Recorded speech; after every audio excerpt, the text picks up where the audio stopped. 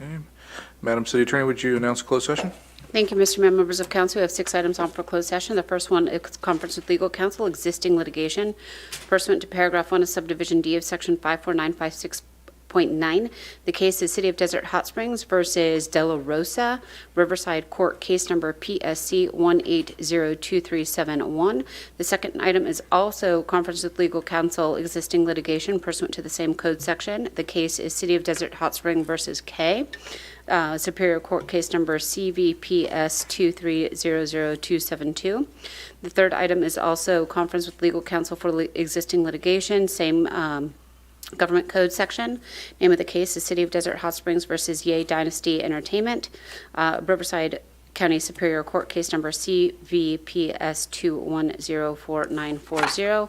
The fourth item is anticipated litigation pursuant to government code section, paragraph 4 of subdivision D of section 54956.9, one potential case. Number 5 is conference with real property negotiators pursuant to government code section 54956.8. The property is 11691 West Drive. Agency negotiator is the interim city manager Doria Wilms and myself. Negotiating parties to the County of Riverside under negotiation of price and terms. Number 6 is conference with the labor negotiators, government code section 54957.6, unrepresented employees, the city manager. Thank you very much. We'll note that Mayor Pro Tem has arrived, and with that, we're going to recess.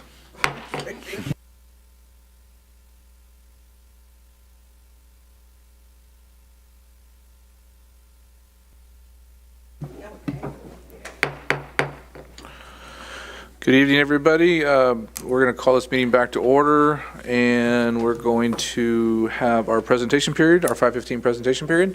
We have 2 presentations tonight. Our first presentation is going to be by the Alzheimer's Walk presentation, and I'll let these 2 young ladies introduce themselves and talk about their organization.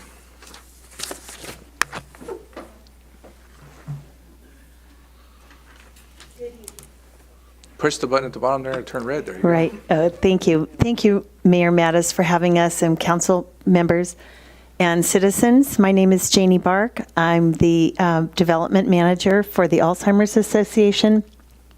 We've been in the Valley for over 25 years, serving with support groups, with education. We have people walking in our doors and calling all the time. We offer from music classes, socialization. We have field trips for those. We have early support groups for those who've been diagnosed. And our greatest fundraiser that we have to support all of that is our Walk to End Alzheimer's, which is Saturday, November 4th at the Palm Desert Park. I'm going to have our volunteer, Mindy Connett, talk to you about that, securing the city, the great city of Desert Hot Springs, who were the very first to sign up. I'm so proud to support us. 2/3 of women have Alzheimer's. We have one story of neighbors who were going to live next door to each other, barbecued together. They might have even had the same NFL team, but they were friends, families, and growing up together. And they had a walk to end Alzheimer's. They both showed up at the walk. They looked at each other and they said, "What are you doing here?" And the other gentleman said, "Well, what are you doing here?" And one said, I take care of my elderly mother who has it. He said, "I take care of my elderly father."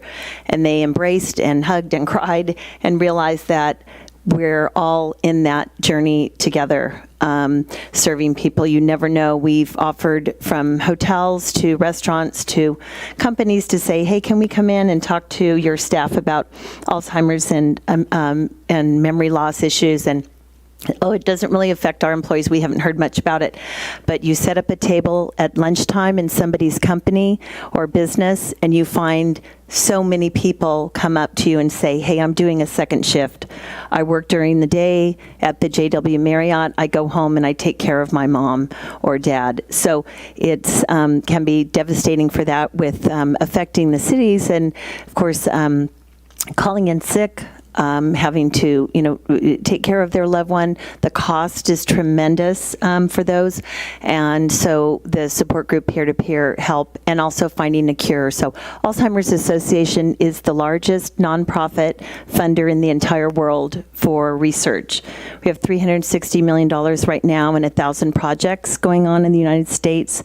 We match people who are in our office or call our 800 number with trials that they may, try, but we are bound and determined to find a cure. So I'm doing this for my mother, who I lost 8 years ago to the disease, and it's near and dear to me. So when I heard that your city signed up, I thought I need to be here. So let me introduce Mindy again, our fabulous volunteer who worked on this project and secured this partnership. Thank you. Thank you, Janie. Good evening, Mayor Mattis and members of the council. My name is Mindy Conant, and I'm here representing the Alzheimer's Association. But my day job is I market for a law firm, and she does estate planning and business law.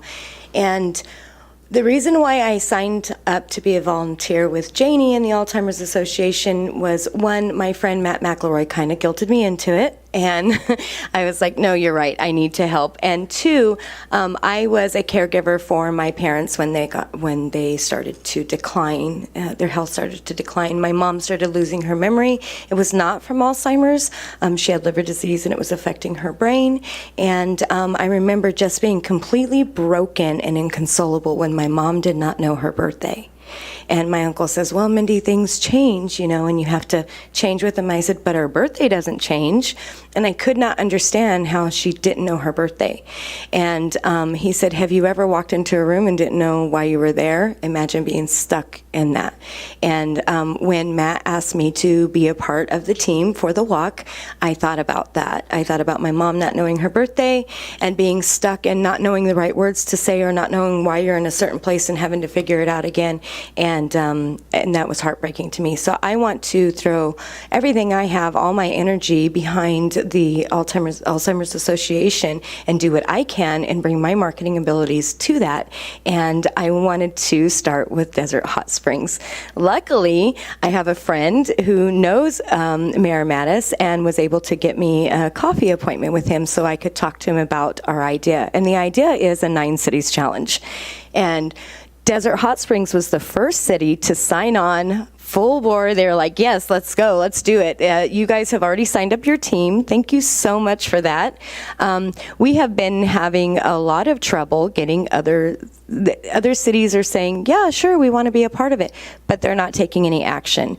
And Desert Hot Springs was the first one to take action. We got the application for the 60th anniversary celebration immediately before I even got in my car in the parking lot from Roberta, so thank you so much. And so we are so excited that you've decided to partner with us to raise awareness for the walk.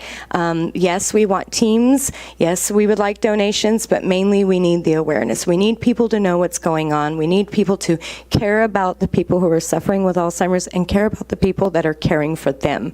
And so you being on board and deciding to partner with us and just letting us speak tonight means so much to us. I am a citizen of Desert Hot Springs.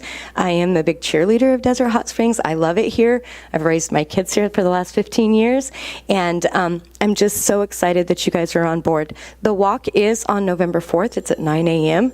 It's not, you don't have to walk. You can show up and spin in a circle and just show support. It is free to sign up for everybody. If you want to give a donation, that's great. We'll accept it. Because we need it to find the cure and to facilitate the groups that the Alzheimer's Association holds and the support that they give. So once again, thank you so much for being on board. I'm so proud of my city. I'm so proud of my my mayor and the city council members, and we just thank you very much. So I saw it as an opportunity when Mindy came to me to introduce Mindy to some of our staff members, and Roberta and Eric sat down with them, and they felt it was a worthy cause, and we could be one of the first cities to challenge other cities. So we hope that the city council will join us, and we'll get all kinds of residents to join us. And the other reason is the walk's really easy. You just it's flat. You can walk once, you can walk twice, or you can twirl in circles. So Either way, November 4th that morning, I've known people to go to this walk in the past, and they say it's just a fun event to go to. It's not going to take up your whole day, but it shows awareness, and they raise good money for a good cause. Yes. So we're here to support you. Thank you so much. Any questions from the City Council? Yeah. So I'm here on the website, and it says walk. I didn't see the circles part. Where there's some separate sign up for just walk in circles? You just have to be wearing purple. That's it. Purple. And then you're allowed to do circles. Okay, we have to wear purple, huh? Okay, good. Thank you. All right, anyone else? All right, if we don't see, we'll see you on the 6th, yet, so in a couple weeks. Yes, we'll be there. Thank you. Thanks. All right, second presentation is going to be given by Sean Smith, our Economic Development Director, on tourism and marketing update. Good afternoon, Mayor, Council. On June 20th, at the City Council meeting, the Council approved a contract with JNS Next for professional marketing services. One of the primary areas of marketing JNS is focused on for the city is tourism. This is an update on the initial effort since that meeting. Keep in mind, please, that the overall goal with this marketing is to increase awareness of familiarity and Desert Hot Springs as a destination and build consideration for visitation by travelers. Current efforts include logo adaptation, advertising efforts including nativo, digital ads, and digital billboards, social media management and strategy, as well as website support. And I'll discuss each of these in more detail as we move along in the presentation. And following these efforts, though, will be an overall marketing strategy, additional creative work, and generation of new photos and videos on the part of JNS. Here you see elements of the city's offerings of sunshine and water blended into a tourism-focused logo offering differentiated between the city's civic and tourism efforts. Various adaptations of the logo will be shown as we move in subsequent slides here.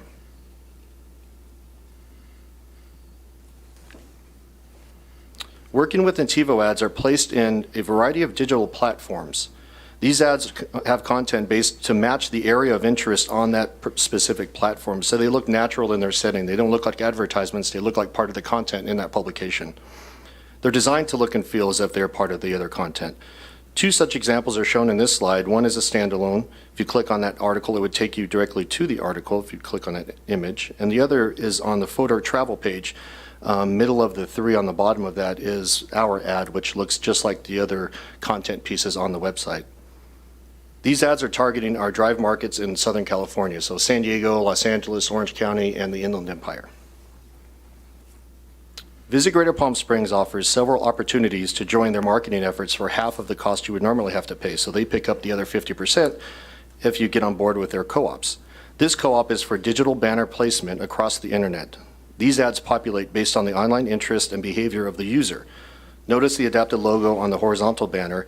It has the same content, just a different layout. Clicking on these takes the user to the Visit Desert Hot Springs website, and these are also targeting the Southern California drive markets. This is another co-op we're engaged in with Visit Greater Palm Springs. And these are billboards that are shown throughout the Los Angeles market on 3 different locations randomly chosen at the same time, running from now until November 1st. Where's that scene? Two Bunch. Thank you. These ads receive an estimated 4.1 million impressions per month. So it's a pretty good number of eyes looking at our advertisement. The existing tourism-facing Instagram account is now being managed by JNS, as is a new Facebook account. They're both off to a wonderful start, and in the coming weeks, we will be focusing on social strategy and working to obtain new content in the way of video and imagery. We're in the process of taking the social team to meet our hotel partners. We've done one round, and we probably have about 3 or 4 more to go.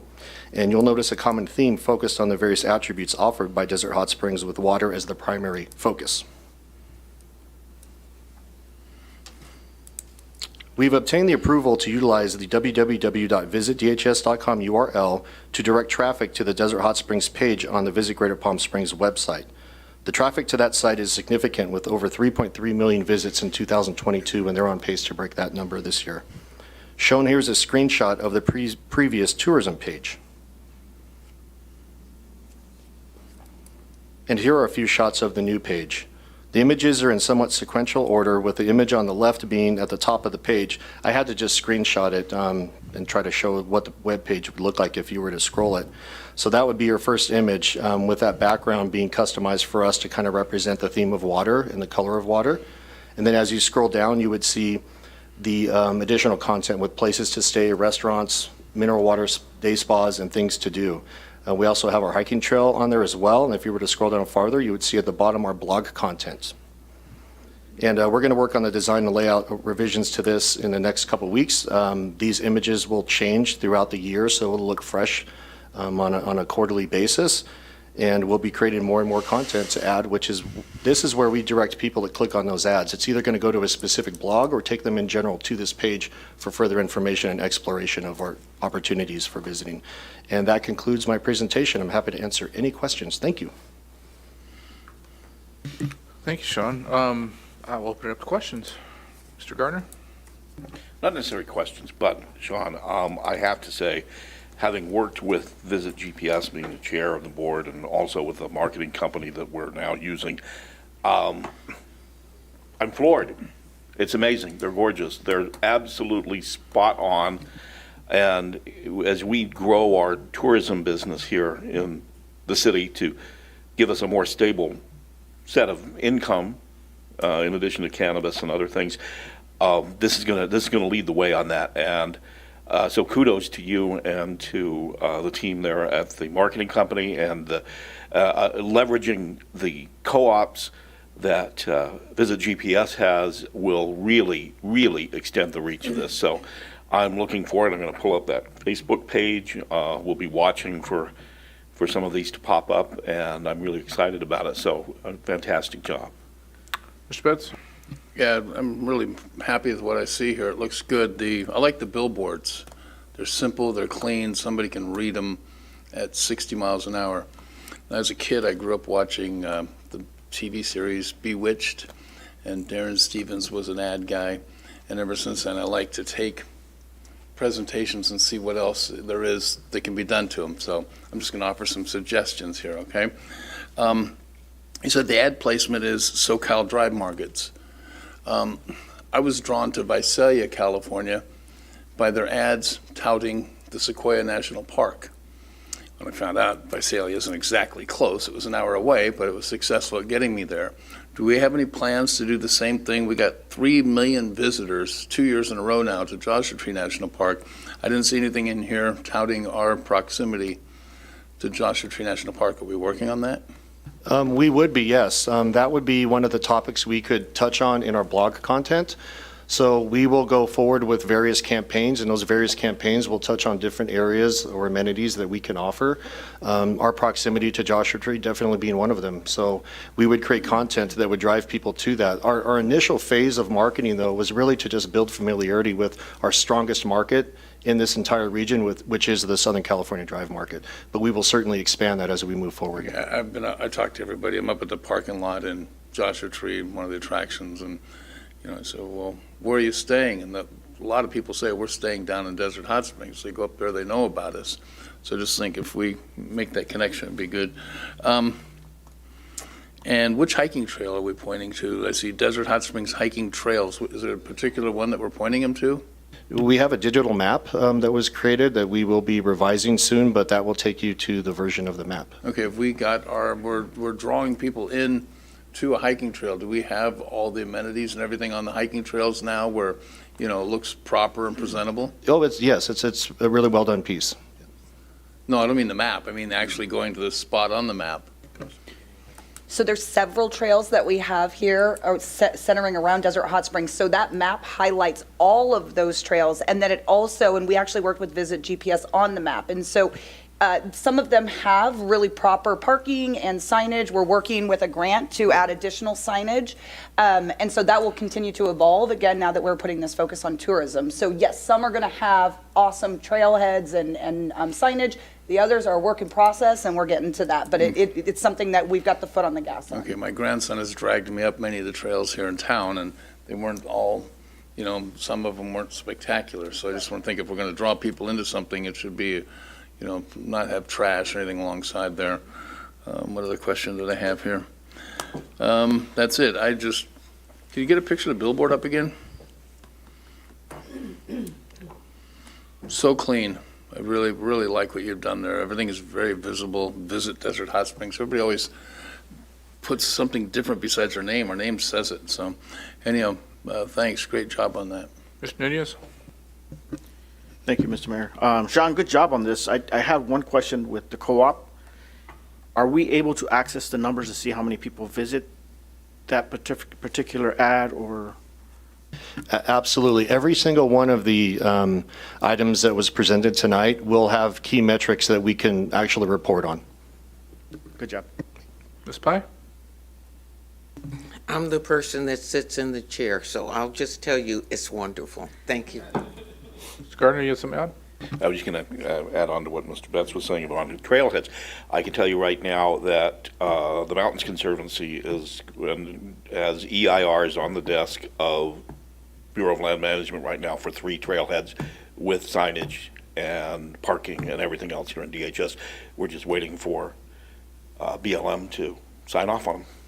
Yeah, I was just thinking if you have a hotel that's all old and run down, you don't do this wonderful marketing campaign to bring them there, and then when they get there, so I just want to make sure we're done with that before we push trails too much, that's all. Great job. All right, nothing else to add? Keep moving forward. Great. We have nothing else in the queue for presentations tonight, so we'll take a break until 6 p.m.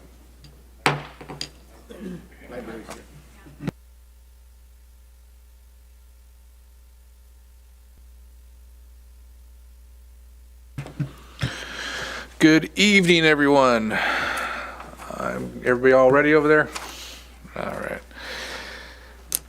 I am going to call the meeting to order. This is the City of Desert Hot Springs regular meeting of the City Council. The City Council serving as the successor agency to the former Redevelopment Agency Board for Tuesday, September 5th, 2023. This is our 6 p.m. regular session. Roll call, please.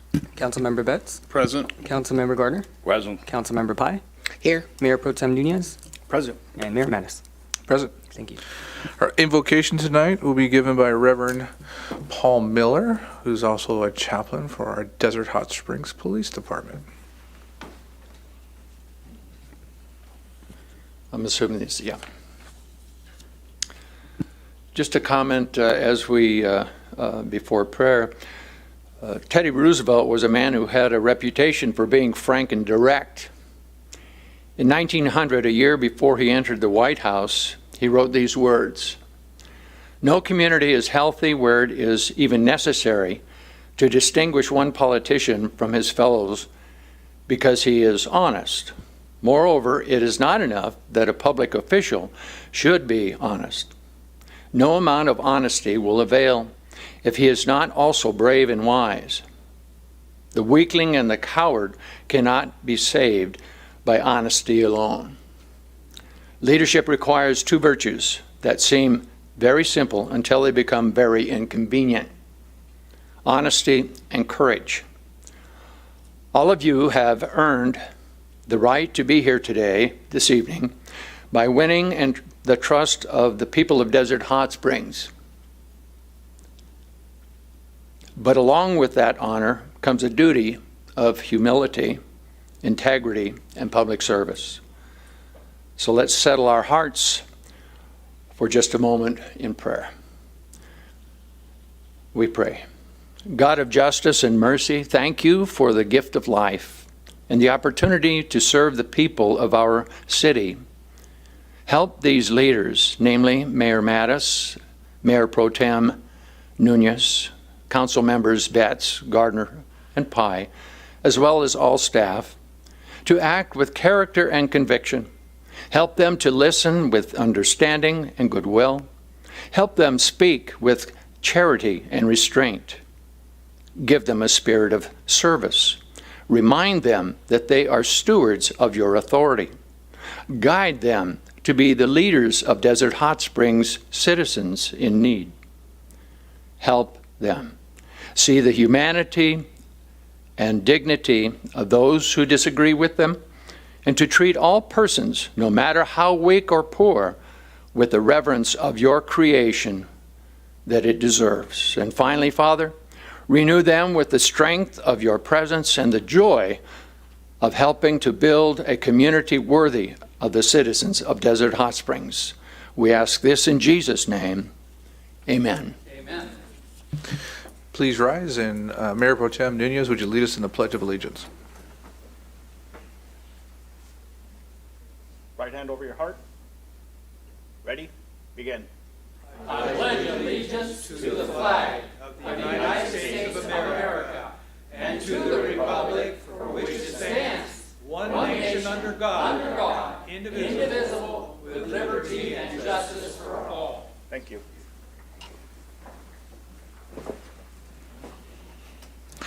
Madam City Attorney, would you report on closed session, please? Thank you, Mr. Mayor, members of council. We have no reportable action. Thank you very much. At this time, the approval of the agenda, we'll be approving all the items on the consent calendar unless someone wants to pull something from the consent calendar. Is there any items to be pulled from the consent calendar? Yeah, I'd like to pull item 15 for questions. Any other items? I will entertain a motion. I would also like to move up item 8 on the administrative calendar to right after public comments, if no one has any objection to that. We have visitors that are here that have to travel a far distance after this meeting, so. All right. If there are no objections, I'll entertain. Is there anybody in the audience that would like to speak on items 14 or 16 on the consent calendar before they're approved? Nobody coming forth. I'll entertain a motion. Move the agenda. A second. There's a motion and a second. Wait for it to come on the screen. Please vote. Motion passes unanimously. Thank you very much. We will move to public comments. I have one blue card. These are public comments on items not on the agenda. Anyone would like to speak should see the city clerk over there. I have one, Mr. Thomas Moen.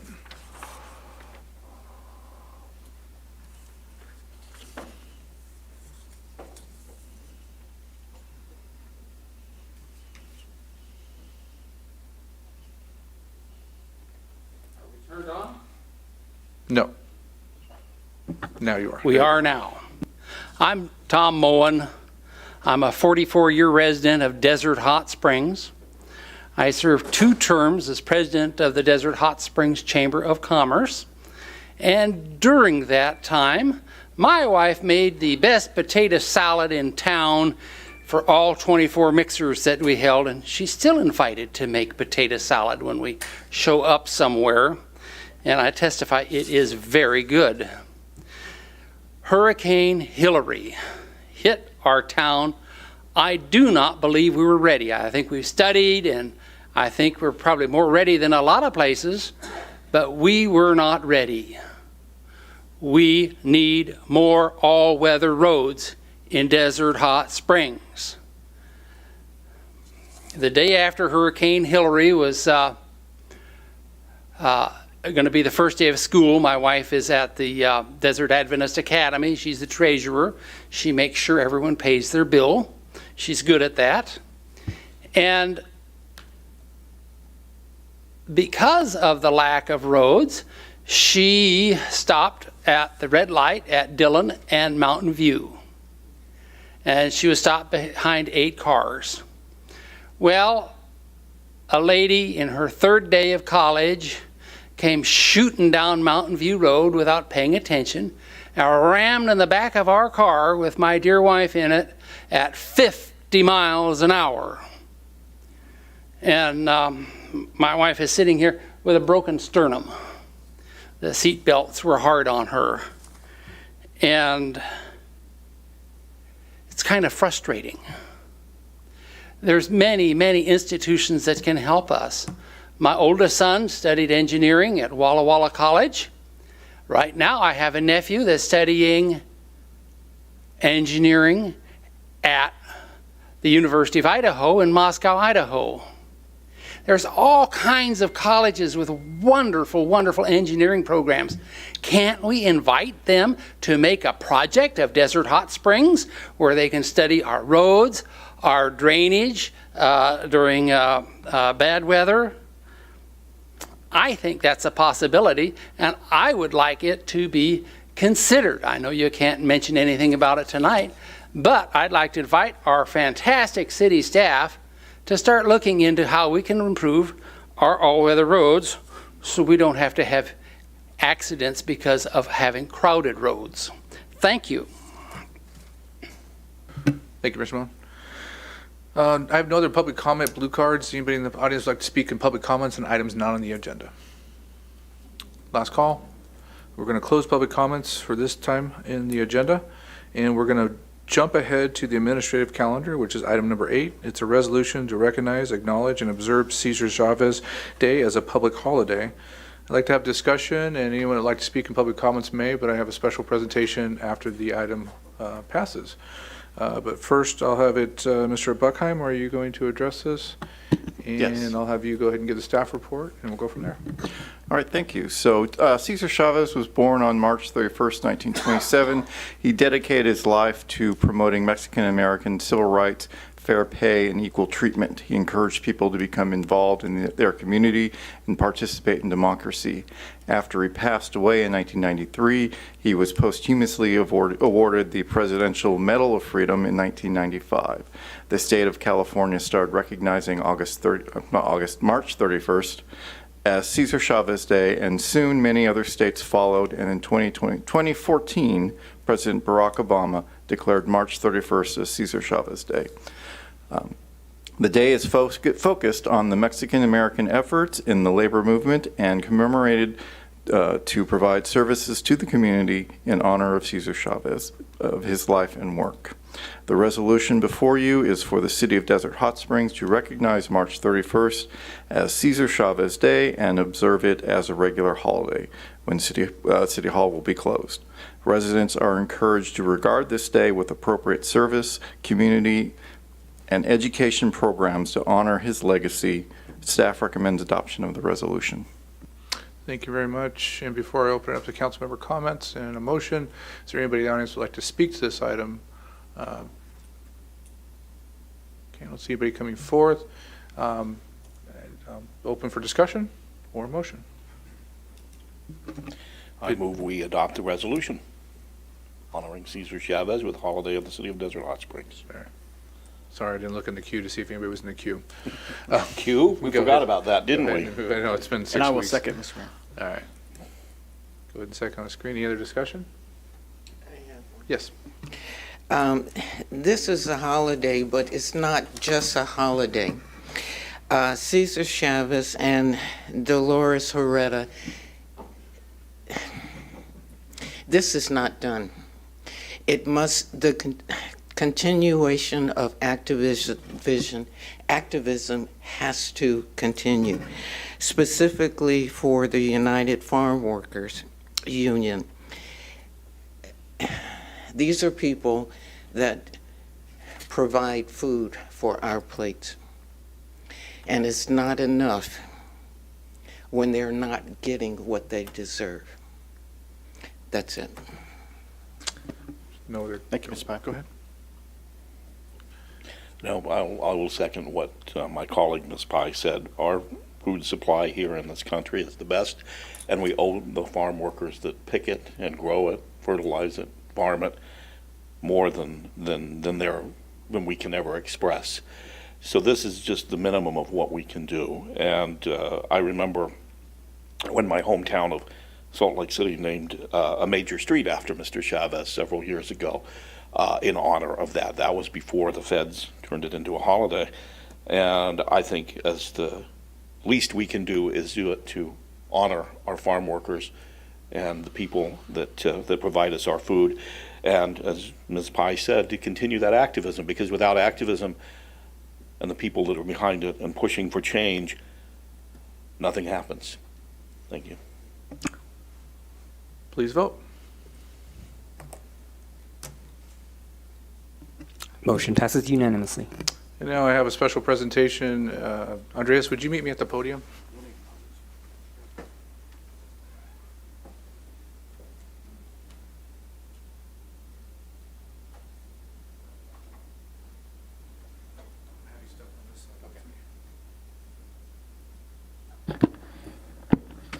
So this man looks a little familiar. So his grandfather is Cesar Chavez. This is Andres Chavez. So I want to thank you for... And he's not only here representing his family, but he's here representing the organization, the foundation, and what they're still doing for farm workers today. He's leaving here today to drive 4 hours back to Central California because he has meetings and he's continuing to support the movement of what his grandfather started. I took leadership Coachella Valley, I think it was 2010, 11, somewhere in there. And one of our trips was out to the Thermal Mecca area, Prime Farms. And you live on the west side of the valley and you kind of get in your tunnel where you go to work and when you go home. And we don't always get to that side of the valley. And when I took leadership Coachella Valley, we spent a whole day out there. And we watched how our vegetables are farmed and how these workers and how hard they work. Those conditions are a lot better, not perfect, but I can only imagine what they were before your grandfather started advocating for this. So thank you for everything you've done. We want to recognize this day in the city of Desert Hot Springs by giving you this recognition from the city of Desert Hot Springs, proudly acknowledging and honoring Andres Chavez and the Cesar Chavez Foundation for their invaluable contributions to social justice, labor rights, and community empowerment. Appreciate it. Thank you. And I know you're not shy, so I'm going to give you a couple of minutes, but I also want to recognize we have Councilmember Galarza from City of Coachella, and we have Trustee B. Gonzalez from the College of Desert Board here supporting these efforts in our valley, and thank you for coming up and spending the evening with us. I was going to hold it till the end, so you had to spend the whole night with us, but unfortunately, Andreas had to travel, so. Mayor, members of the council, thank you very much. We greatly appreciate this. On behalf of the Chavez family, the Cesar Chavez Foundation, and all of us in the farm worker movement, this means a great deal to us, especially because we don't just accept this honor on behalf of my Tata Cesar, but on behalf of all those who worked alongside him. You know, we'd be fools to think that he did it alone, but we know that there was many other people, many Cesar Chavez's and Dolores Huertas, whose names have been largely lost to history. So we accept this honor on their behalf.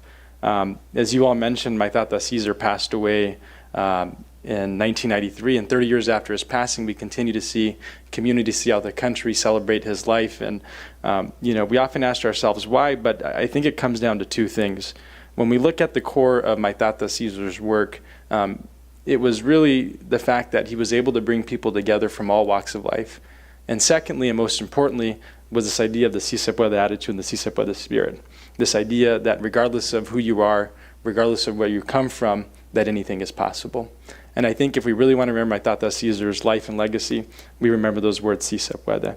I know that as a city, you all have some challenges after these storms, and whether it be in our personal lives or professional lives, the young people that we're mentoring, if we can remember those words, Si Se Puede, that's the best way that we can remember his legacy. And to the council members' comments, Councilperson Pai and Mr. Gardner, you know, I think about farm workers and their impact till this very day.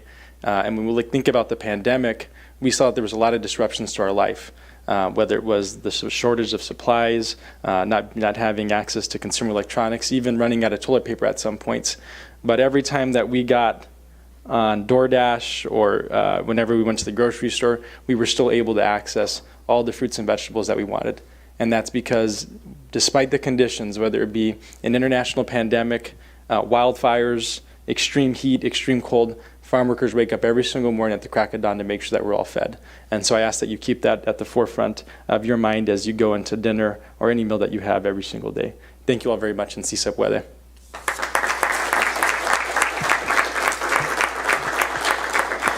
And one last comment, I just wanted a special thank you to Mayor Pro Tem Nunez for helping coordinate this, and we were able to have a short lunch because you got up here at 2 and we had to get to a council meeting at 3, but I was able to spend a few minutes with you today, and it was very impressive not just to hear about the human rights that you're fighting for and the labor conditions, but you're helping small businesses and people find homes, and there's a lot more to what your grandfather started to what you're doing today, so thank you.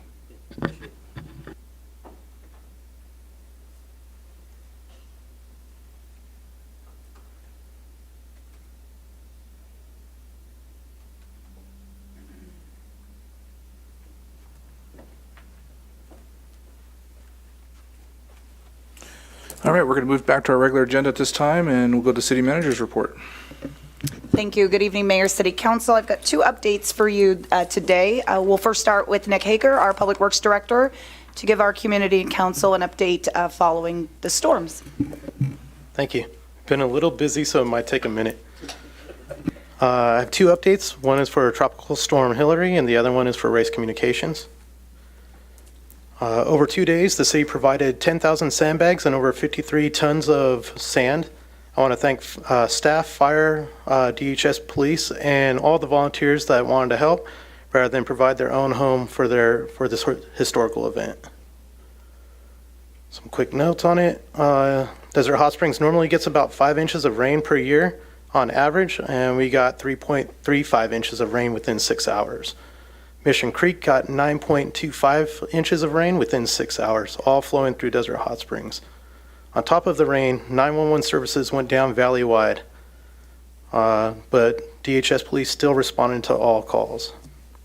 There's an estimate of over $25 million worth of infrastructure damage, which includes 3 major roads were destroyed, damage to a bridge, road and damage repairs, and cleanup restoration. To give a perspective, the city has an annual budget of about $30 million. Since the beginning of the damage to the roads, staff has been working with multiple agencies to design and replace them. Indian Canyon, Little Morongo, and Dillon are beyond repair and must be designed and replaced. Over 1,000 hours of staff time have been specific for this event. We utilized the new city app, My DHS, to use real-time push notifications for shelter-in-place, road closures, and when roads were reopened. Download the My DHS app to get accurate, up-to-date information. This winter is going to be a wet winter. A good example was this last Friday, where we experienced a flash flood. Be prepared, El Nino is coming. So some on this map, it shows the high debris areas. There was debris throughout the city, but these were the main concentrations of high debris. In the picture, you can kind of see what we're talking about. This included water, mud, rocks, and debris. The yellow shows locations that had high debris in the road. Some roads needed to be temporarily closed because of the amount of water, mud, rocks, and debris. The purple shows the locations that had to be temporarily closed. Some roads need to be permanently closed because the road no longer exists. Some of these roads dropped 10 to 12 feet and 5 times its previous width. The red shows those locations that had to be closed. Some locations need to be repaired immediately to allow ingress and egress. The green circles show these locations. Staff and contractors worked nonstop to get the ingress and egress open. So much so that local roads were open before the I-10 and Highway 62 were open. This map shows that all roads in green were open and clear of debris. The red shows the 3 locations where the roads are closed. Businesses near these road closures are open. Race Communication is installing 10G fiber. They have their permits. They are about 95% complete with over 200 miles of fiber in DHS. Public Works is inspecting the projects. Race will make Desert Hot Springs the first in the valley to have 10G fiber internet. For any information for any issues related to installation, please contact Public Works, and for product information, please contact the city's Economic Development Department. Thank you. Thank you, Nick. Next, I'm going to ask Roberta Cernick, our Recreation and Community Services Director, to provide us some updates on recreation. Good evening, Mayor, City Council, and residents. I have some exciting announcements. So we are thrilled to invite the entire community to join us as we mark a major milestone, our 60th anniversary. We have really planned an unforgettable event. We're going to have live music and performances by Ozo Motley and Les Tias, delicious food, a beer garden, fun activities for kids, and a variety of vendors. The celebration is really a tribute to our history and the strong bonds we've built within our community. So let's come together, reminisce about the past, celebrate the present, and look forward to a promising future. The event will be held on Sunday, September 17th from 2 to 8 at Mission Springs Park. We have some information about parking. We will have a shuttle available with some other additional parking options. The parking space is limited at the venue. We have alternative options to ensure that you have a stress-free and enjoyable experience. So our shuttle service will be from Desert Hot Springs High School to the event venue. Enjoy a comfy ride and avoid parking stress. The shuttle will run from 2 to 9 p.m. And you may also utilize the Desert Hot Springs Library and the Riverside County Behavioral Health parking lot. And then also you can share the ride and share the fun and coordinate with family, friends, and colleagues to carpool. And then we also have a special paint night, and this is for our 60th anniversary. So we will be painting a desert landscape and our entryway sign, and paint night will be held on Friday, September 15th at 5:30 at the Desert Hot Springs Health and Wellness Center, and it is $10 per person. And it does include all of the supplies, and you can register online. And finally, Friday nights on Pearson will return October 6th from 6 to 10 p.m. That is all. Thank you. Thank you, Roberta. That concludes our updates. Thank you. I know we wanted to wait till later to do the announcement, but Chief Beverlin, did you have an announcement you wanted to make with the, no, not today? Never mind. Never mind. Hold on. It's a cliffhanger. Mayor and council member comments. I'll start down here, Mr. Betts. Thank you. Following on the staff presentation, I had a couple of questions. It's actually questions from the residents, and it's I really appreciate the updates that staff has given me. But the big question is, when are some of these roads going to be open? And if you could explain to the public, as you have to me and the rest of the council, I think the question is there something temporary that could be done to get things open? I know some of the businesses that are impacted down on Dillon said if they could just get Little Morongo open, can a bulldozer go down there, put some paving down and get these roads opened? Is there something that we could get to? It's just, it's a constant question. So if we can get that answered now. Yeah, we do have some plans in place to try to get the roads open and sooner than later. I don't know, Danny. Yeah, so right now, actually last week, our city engineer, myself, our Public Works director, Riverside County Flood Control engineers, and FEMA met on all sites. We evaluated the actual damage, the assessment, and how we can evaluate either doing a temporary road, an immediate fix, or a long-term fix. And we're still analyzing the topographic maps to make sure that they're all possible. Some of the damage is so extent that the new wash area has now developed into a new size, so it's 10, 20 feet lower, where you can't just immediately just bulldoze and put asphalt. It would not function. The turning radius says everything would just not function properly. So we'd have to completely redo the entire wash and actually do the road in order for it to function. Now, we could do a temporary road, but we also have to analyze how the temporary road going to be, how much it's going to cost, and whether if it rains again, it's going to wash off again. So the type of factors that we're looking into, I know we have some engineers working hard the last 2 weeks to develop that plan. For the businesses affected, if it's going to be a short project, we are going to move it as fast as possible. If we know it's going to take a little longer, then we are going to build some temporary roads at least to get some access for those businesses. Okay, so that was about, what, a couple of minutes of the presentation you gave me that was an hour, and I really appreciate it. I think you summed it up, and I think what everybody can see is they're working on it. And as you can see, they don't have an exact answer to when because there's so many variables, but they're very conscious of, the need to get these roads open, so thanks for the efforts on that. The next thing was, I understand Race Communications is going to be putting in 10G, but I'm getting lots of complaints that they're putting in a mess. And if you go, for example, take a look at West Drive, they have these loops of cables that are just, maybe 20 loops of cable just hanging on the pole, on every pole. And it's a very, very messy job. I called them myself. They said, oh, we'll eventually get to that. As I've talked to some of the workers, they said they're pressing us so hard to move forward that I don't know when they're going to get to it. They say we will, but it's going to be a long time. And it's just very unsightly in a community where we're always thinking, when can we go underground with everything? We're doing the exact opposite, adding poles and more wires. Some people have had a view of the mountain through one wire. Now they got a view of the mountain through 3 or 4 and extra poles.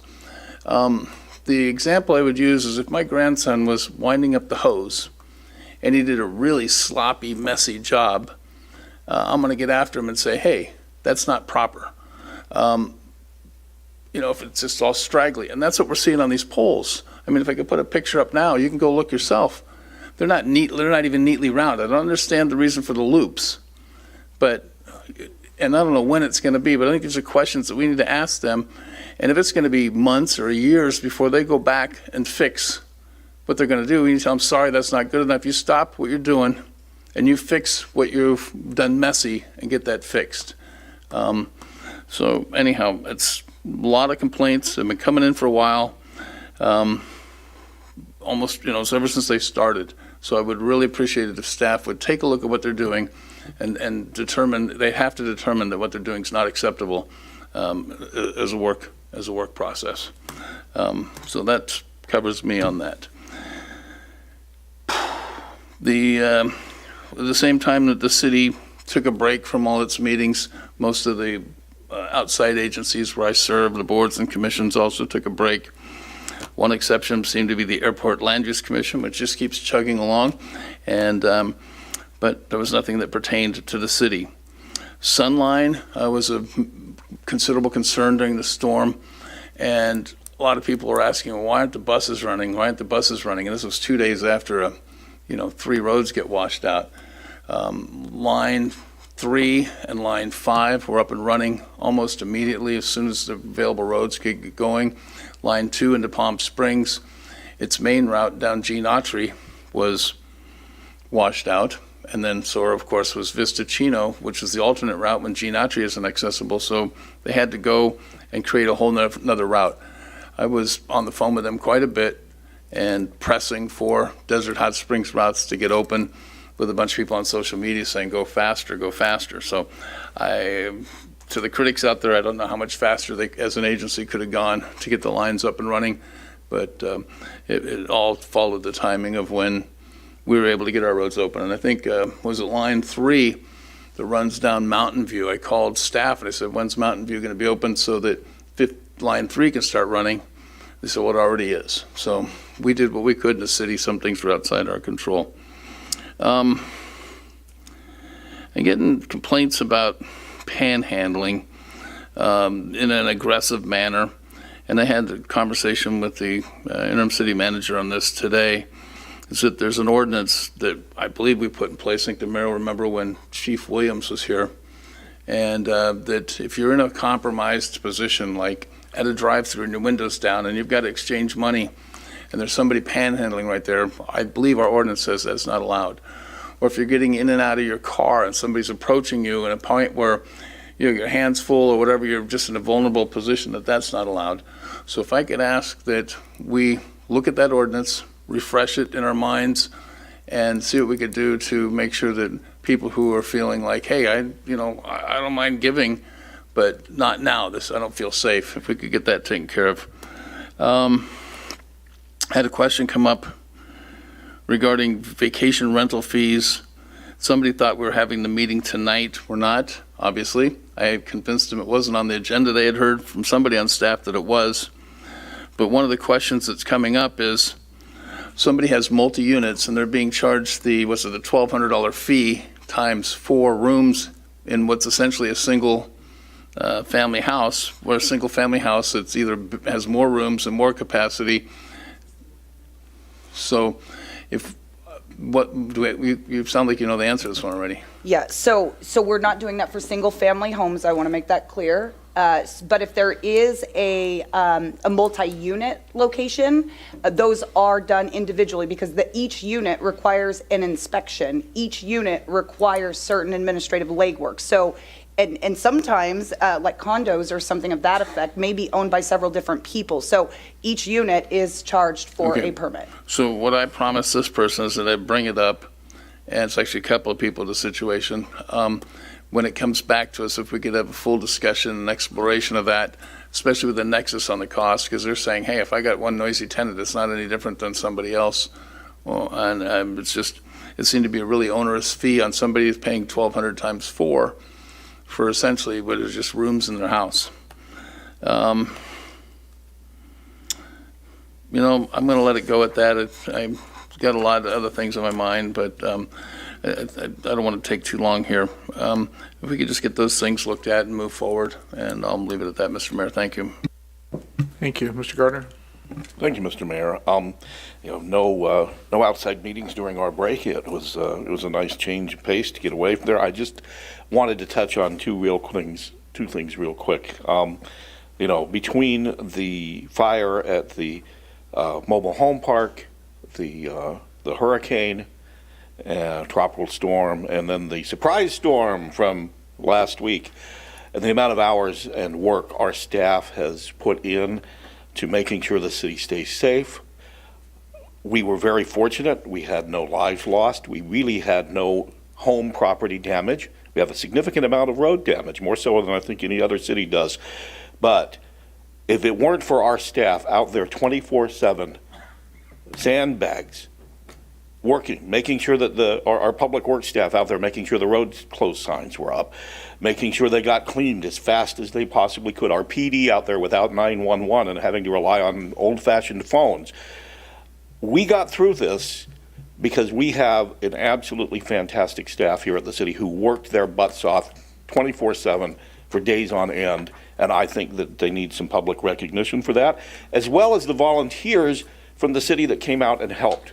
I had a call. I was in Utah, and I had a call from a couple of neighbors who were housebound and handicapped and could not fill sandbags.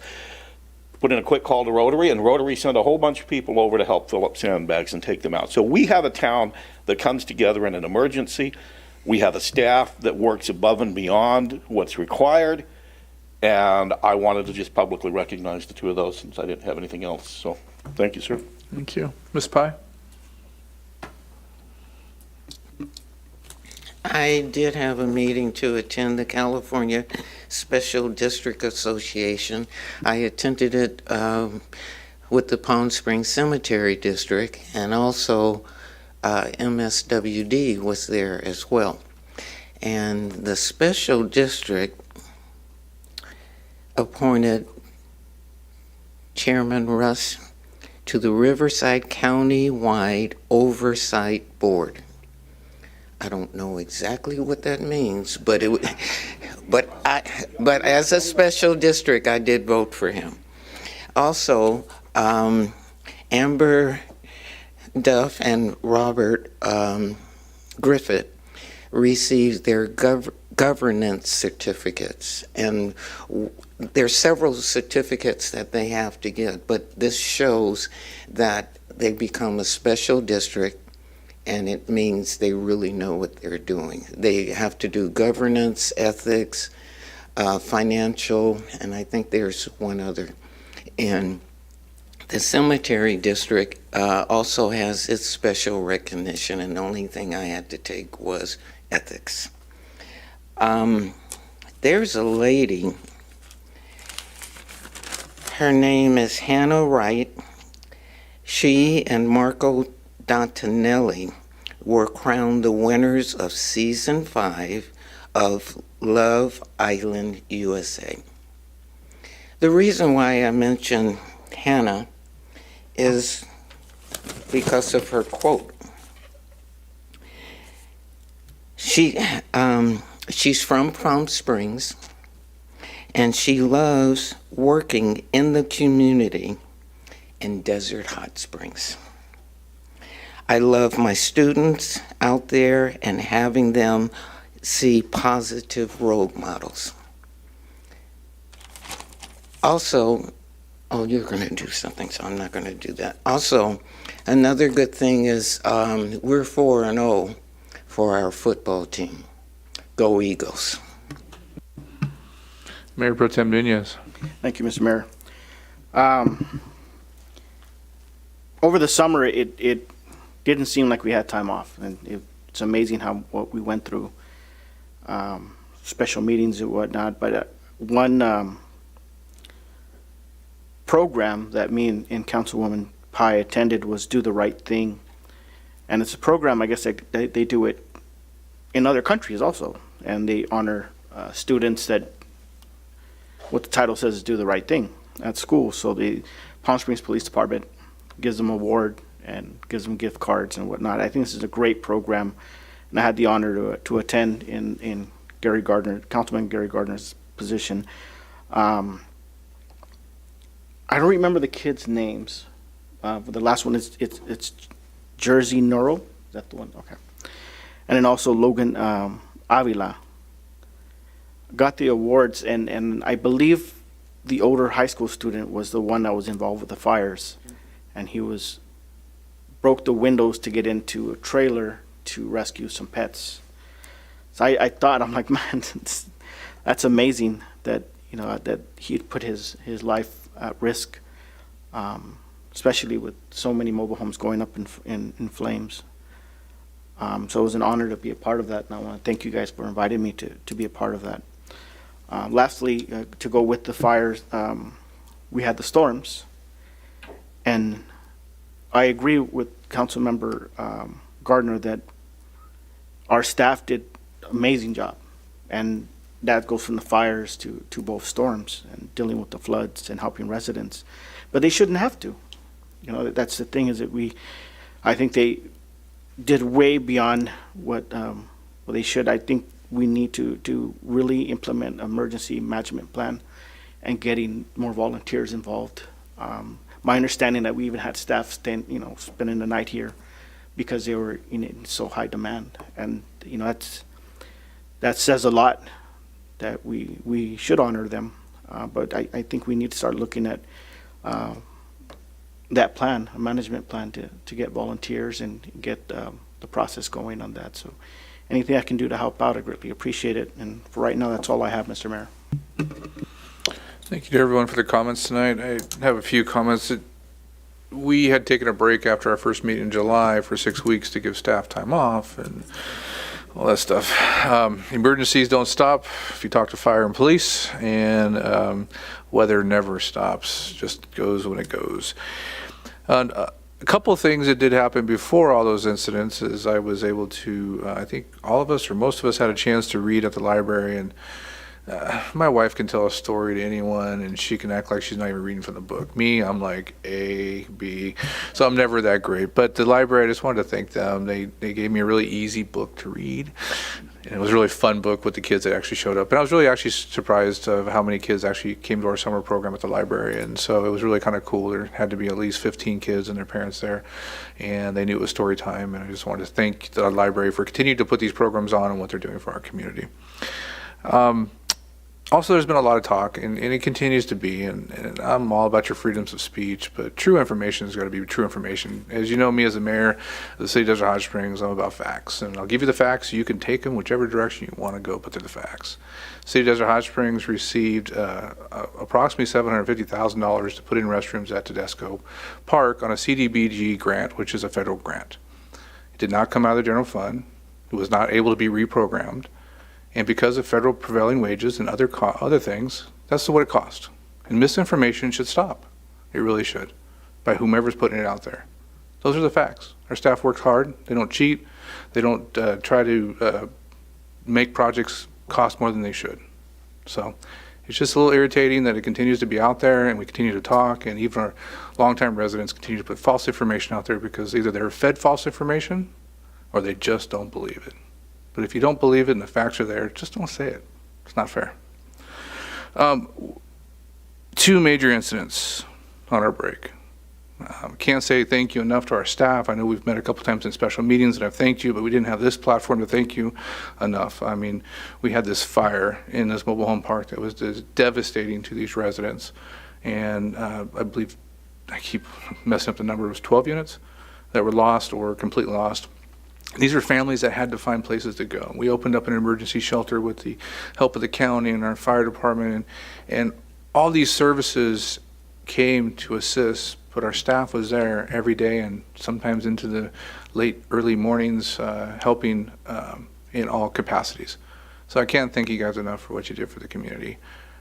This shelter was well needed. It was probably open longer than most shelters are for these types of incidents to make sure those residents had somewhere to go. Not every resident was happy with all the services they received, but every resident was given the opportunity to find a place to go, to be placed in a place, to make sure that they were safe before we shut down that shelter. So again, thank you to all the extra time that you put into this.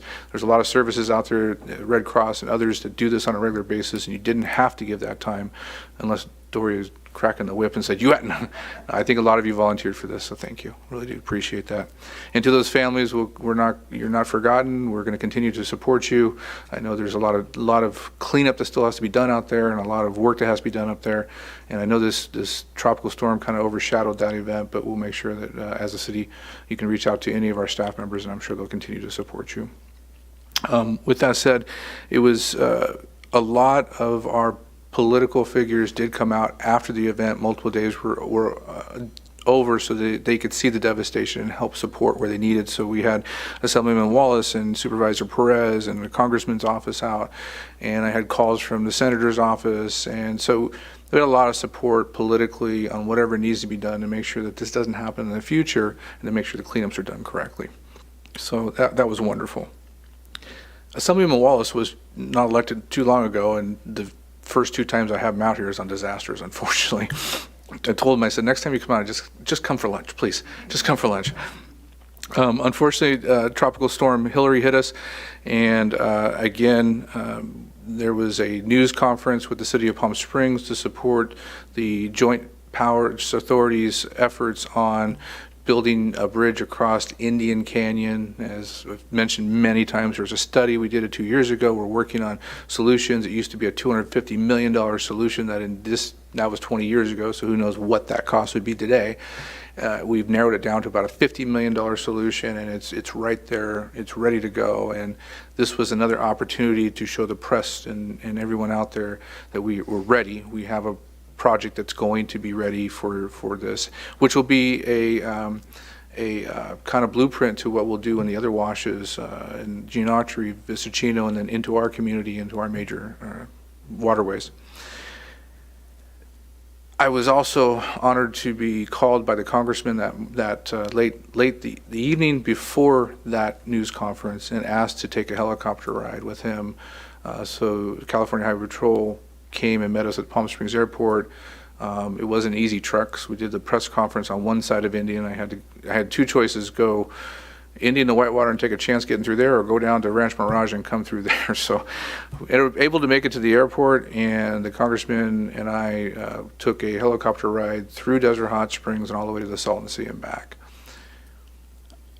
I'm an advocate for Desert Hot Springs, but I'm also an advocate for the needs of the Coachella Valley.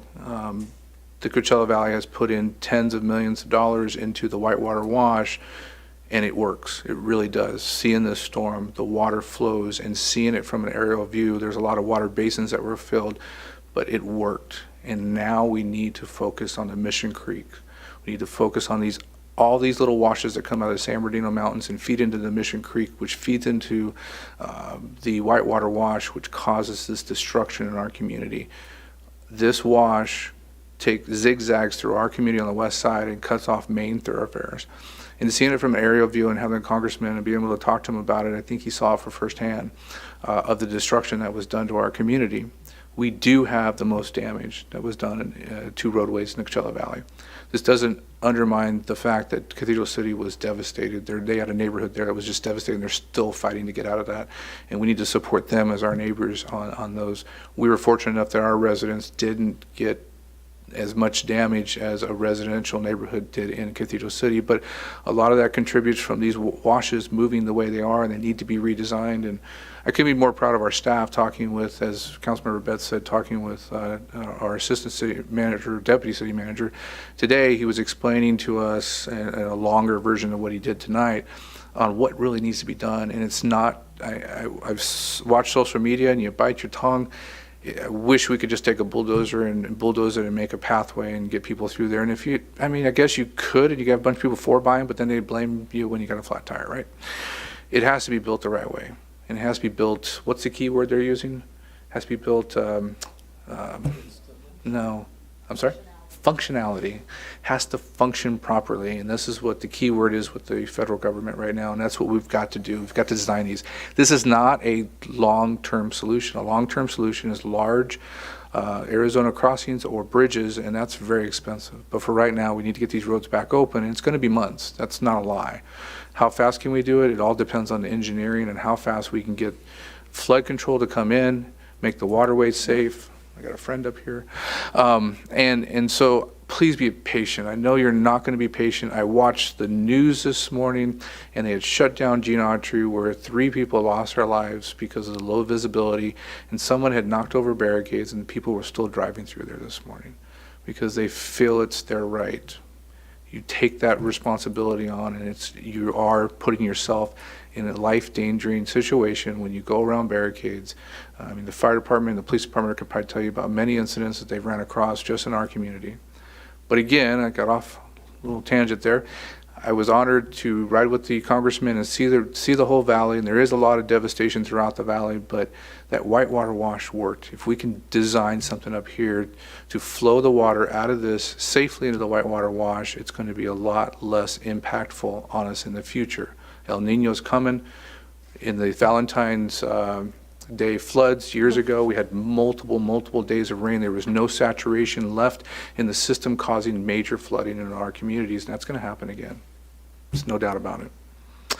So, with that said, we'll continue to advocate as council members. I think all of us are. We're going to continue to advocate at all levels for that. We, again, the Assemblyman Greg Wallace came up here and took a trip with us. We brought up the executive director from CVAG.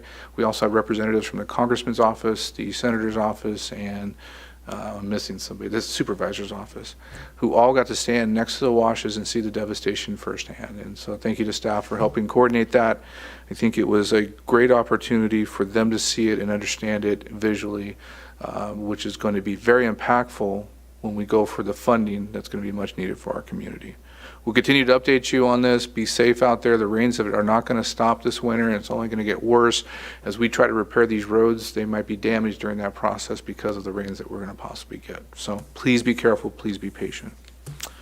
Now, that said, I will stop talking. And we'll get to the business of the city. First item on the agenda is our public hearing. Item number 7.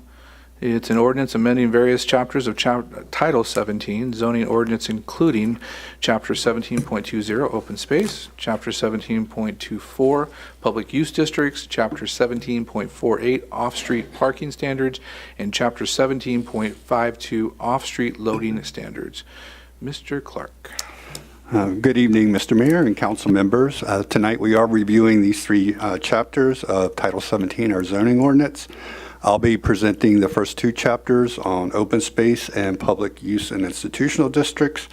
And our principal planner, Patricia Villagomez, will present the chapter on off-street parking and loading standards. And what we did there is we just combined those 2 chapters into one. So when we're dealing with applicants, we can give them just one chapter that has all that information in there. For both the open space and public and institutional zoning districts, the changes proposed are intended to align the zoning ordinance with the general plan, which is adopted in 2020. So in essence, we're playing catch up with the zoning ordinance to the general plan. Specifically, the zoning districts are being updated to reflect those listed in the general plan text and what is currently shown on both the land use map and the zoning map. On the slide you have in front of you, you see that previously we had 5 separate public use districts. These were all combined into a single simplified public institutional zone during the general plan update. And in the open space category, 1 district was renamed from Open Space Mountain Reserve to a more broad open space conservation. This designation is mostly for the lands held by the Coachella Valley Conservation Commission and other land trusts. The other change in the open space category was the open space floodway zoning category. This has been changed to an overlay that is consistent with the general plan and also consistent with how FEMA defines flood zones and floodways. Other changes in open space, that other than was just mentioned, we formatted the arrangement of the chapters to be consistent with the other land use chapters and revised the permitted uses in the permitted use table. The Planning Commission reviewed, they made very minor changes to the wording. In public, institutional, and use districts, again, formatted the arrangement of the chapters to be consistent with other land use chapters and expounded on the permitted uses table in that chapter. And again, the Planning Commission made very minor changes. And I can take any questions you have on these chapters, if you have any, or we can proceed to the parking chapter. Any specific question on these chapters? Yes. So on the floodways, we've taken that designation off of the map, or? It's an overlay. It's just an overlay? Yeah, so there's an underlying zoning, and that could be whatever. It could be industrial, it could be rural residential desert, those sorts of things. The floodway is an overlay on top of it, just like floodplains are overlay on top of any land use regardless of the underlying zoning district. Okay, so the question is, did the recent flood patterns deviate from what we're showing on the map? I'll turn to the city engineer, but having just updated the land use map, it was pretty darn accurate. Yeah, okay.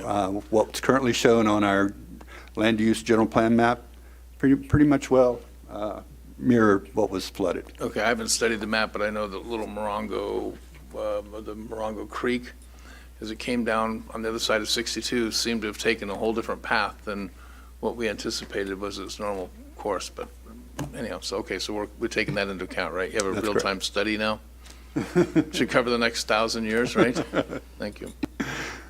Any other questions on that? Okay, you can proceed.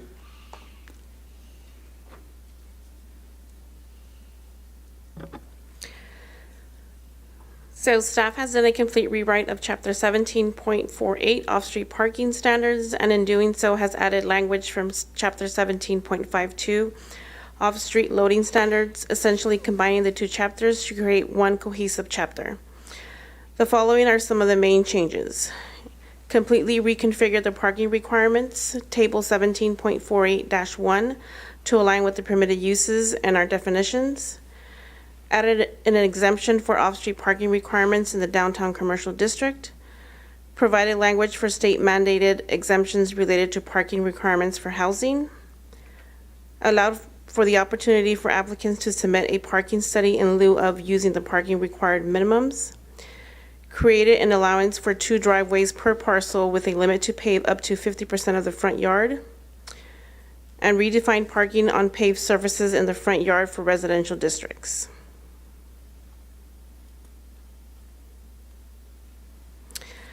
And with that, this is a recommendation to approve the first reading of an ordinance to amend Chapter 17.20 Open Space, Chapter 17.24 Public Use Districts, Chapter 17.48 Off-Street Parking and Loading Standards of Title 17 Zoning Code District. That concludes our report. Thank you. Any specific questions on that?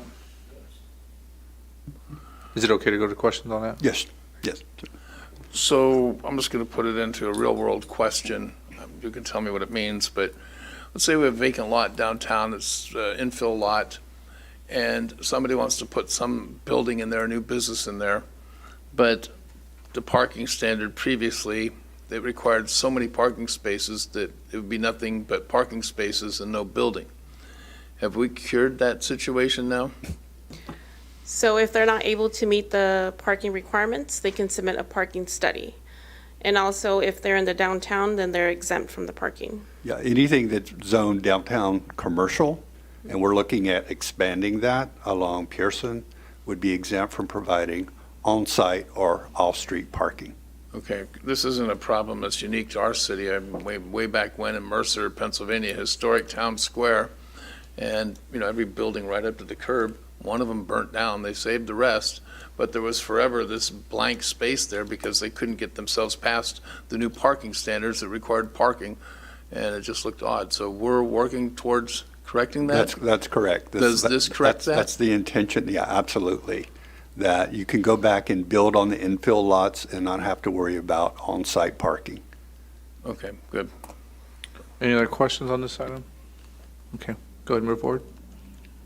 We're That's it? complete. That's All it. For this meeting, we got more more Title 17 coming at you. Thanks for the warning. We're going to open for the public hearing at this time and take any testimony in favor. Is anybody would like to speak to the in favor? All right, we'll take any public testimony that are opposed. Anyone would like to oppose? Please state your name. You're going to have to turn on the mic. They've turned on. Thank you. Gerald McKenna. I live in Desert Hot Springs. I've been here since 2006, and I love living here. But I'm not fond of the planning department. And I realize on reading the staff report, this may not be the agenda item I want to talk about, but if you bear with me, I want to talk about the height limit in the low-density residential. Hold on one second, Mr. McKenna. Does that cover what he's going to be addressing? It's not, the residential district chapter is not on the agenda tonight. That would be coming. You'll have to wait till public comment on that. When is that coming? Do you know? We're hoping it would be at the next meeting in September. That's the Or plan. you can speak in public comment at the end of the meeting if you'd like to. You can choose either one. I'm sorry, you give me... You can speak in public comment at the end of the meeting on that because it's a general item. It's not on the agenda. Or you can wait till that comes back next month. And I'll wait till it comes back to next month. all right, thank you. Any other comments opposed to these chapters? All right, anybody in neutral position would like to speak on these? I see nobody coming forth at this time. We'll close the public hearing. We'll go to city council discussion and or entertaining a motion. Sorry, I haven't been looking at the queue tonight, but I don't see anybody in the queue. Yeah, I don't see anybody in the queue. We're not using it. Would you like to use it? We might, yeah. Okay. I forgot all about it. Gary forgot to. No, I was just going to make a motion, so. Do you have other comments, Mr. Bett? No. Okay, then I'll entertain a Then motion. I'll move that we adopt an ordinance amending various chapters, Title 17 zoning ordinance, as presented by staff. Is there a second? I'll second.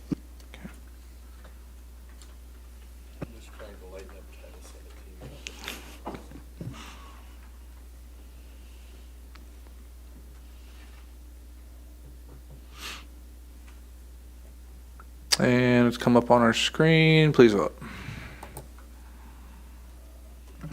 Motion passes unanimously. The ordinance as read by title will return on September 19th for second reading and adoption.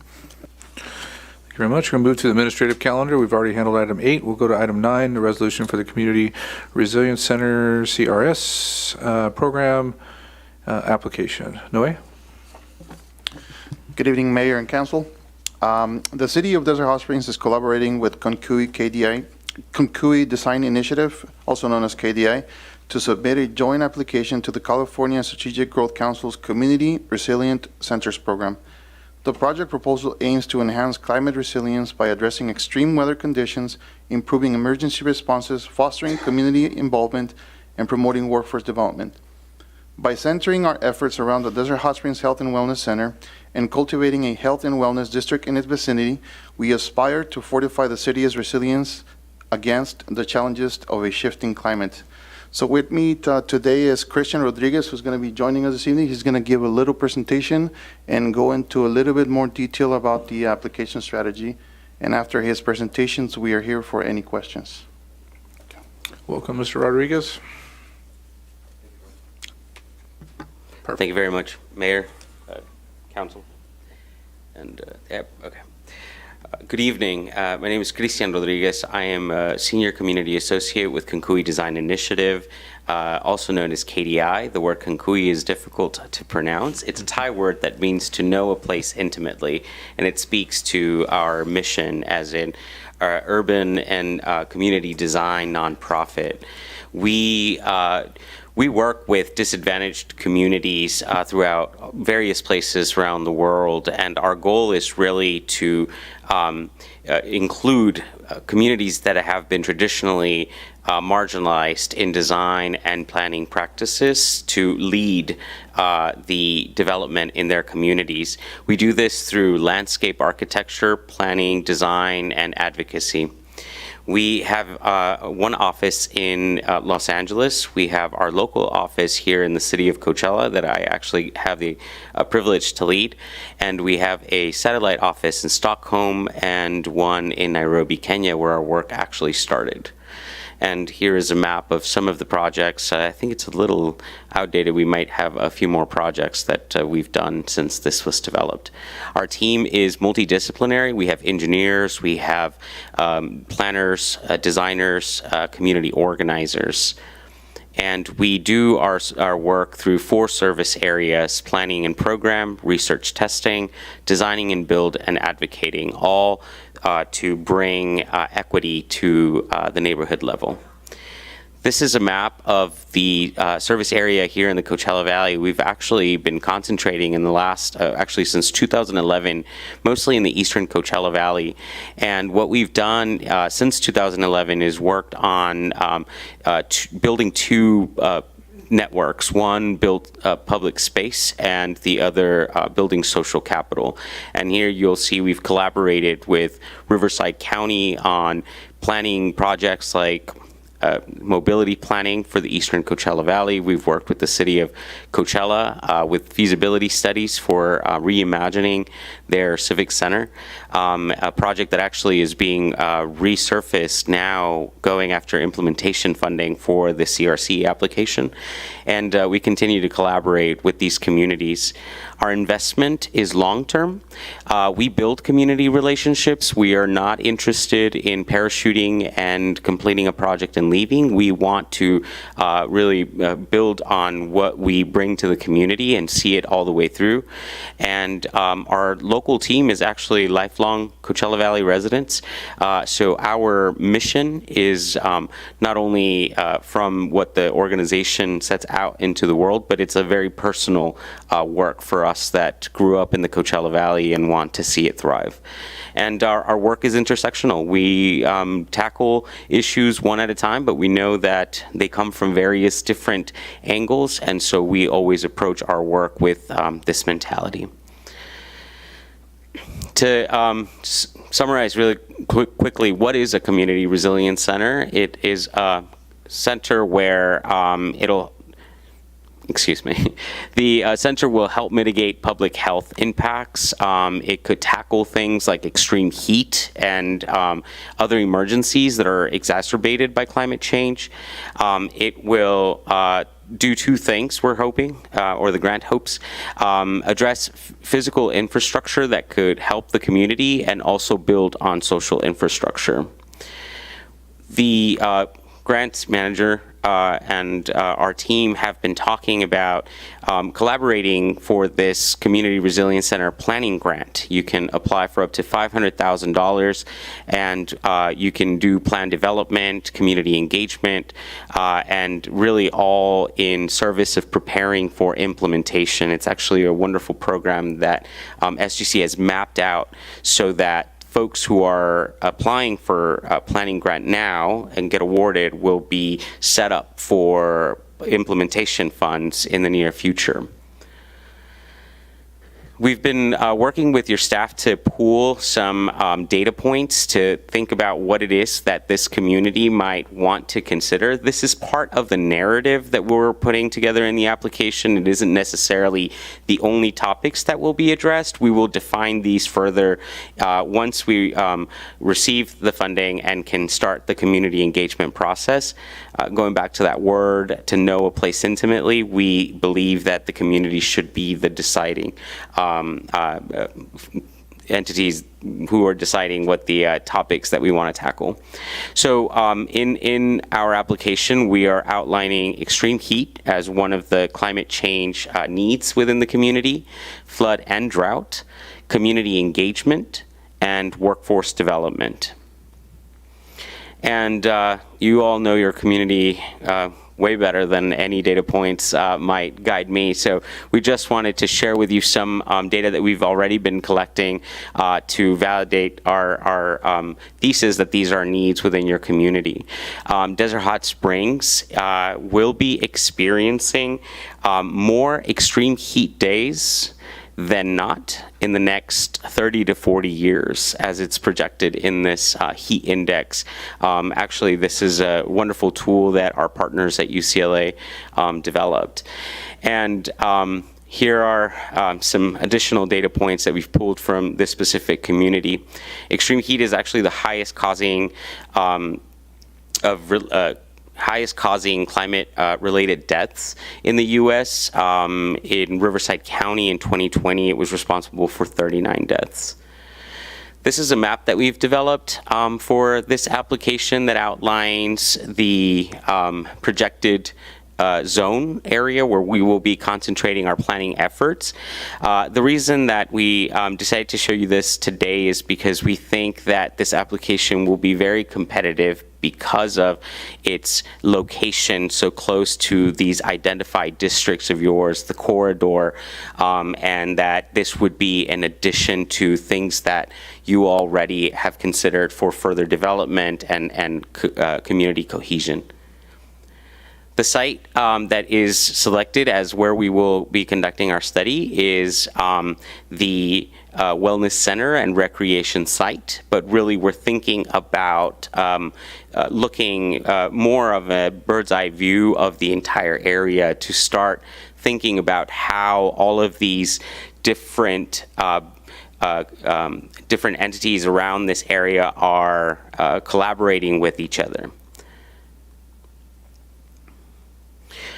So this is a little more of what I was talking about. We're hoping that once awarded, we will be setting the city up for implementation funds in the future. So we're hoping that this will be the first move in a strategic or a set of a strategy really to start securing state funds that are becoming available. Climate resilience right now is what we're seeing that the state is really putting funds forward, and this is a good opportunity for the city of Desert Hot Springs to start moving that forward, to start setting yourselves up for those funds as they become available in the coming years. And our strategy will be to take a look at this local site. We will be doing a feasibility study to understand not only the programs that could be hosted in this site, but also any potential revenue opportunities for long-term sustainability. And we are hoping that afterwards we will be receiving a series of recommendations from the community that might change the design of the building to accommodate for the programs and resources. And we are outlining a concept design at the end of the planning grant. We will also be supporting your planning staff by getting a head start on on reviewing your climate action plan from 2013. So this planning will actually help start building some recommendations so that when the planning department is ready to move that work forward, they have some of our work as a starting point. We will look at this center zone as a resilient center zone, and the real basis of the entire work will be to enhance community engagement and build social infrastructure capacity. We're very interested, and I was hearing earlier about all of the support and turnout the community has been doing in these times of extreme need.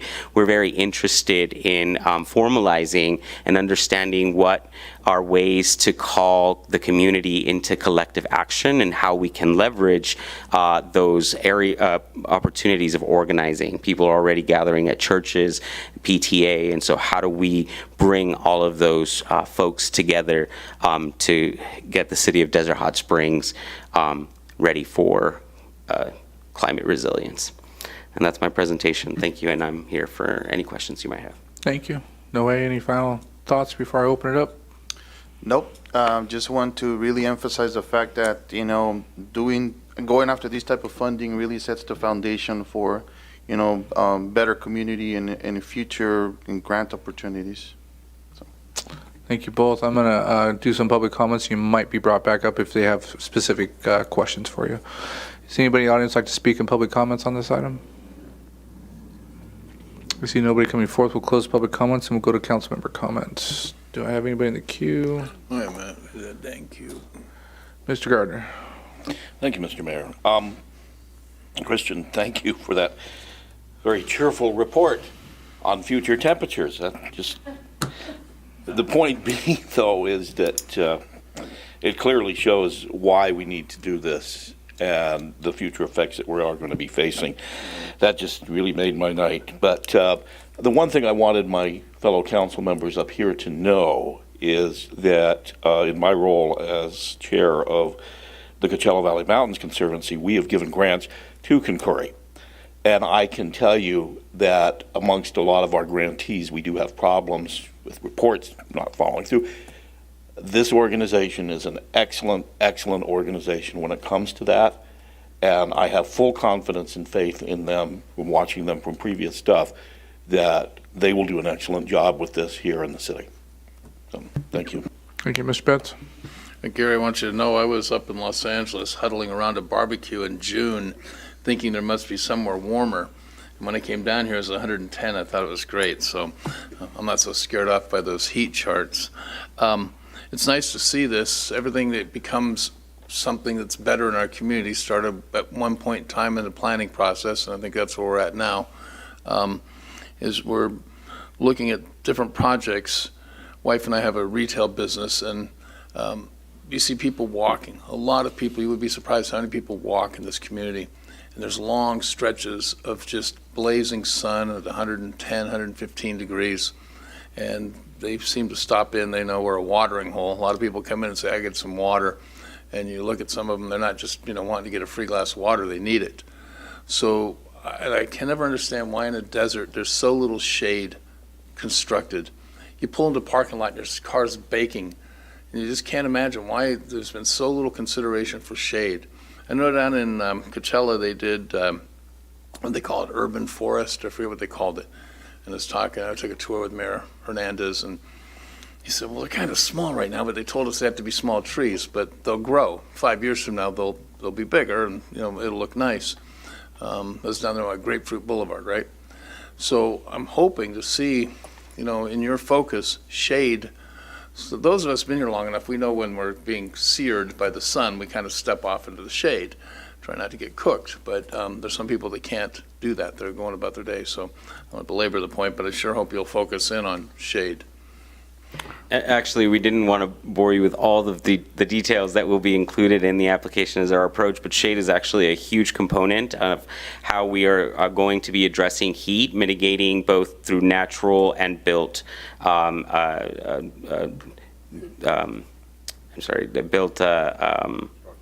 structures. Thank you. Thank you. Nice presentation. Any other comments? Yeah. Thank you, Mr. Rodriguez, for your time. I really do appreciate it. It was really engaging. I can't wait to, if it does get passed, we can get involved, and I can be more than happy to participate in any community forums or engagements. Thank you. If there's no other comments, I'll entertain a motion. I move that we adopt the resolution for Community Resilience Center's program application. I'll second. There is a motion and a second.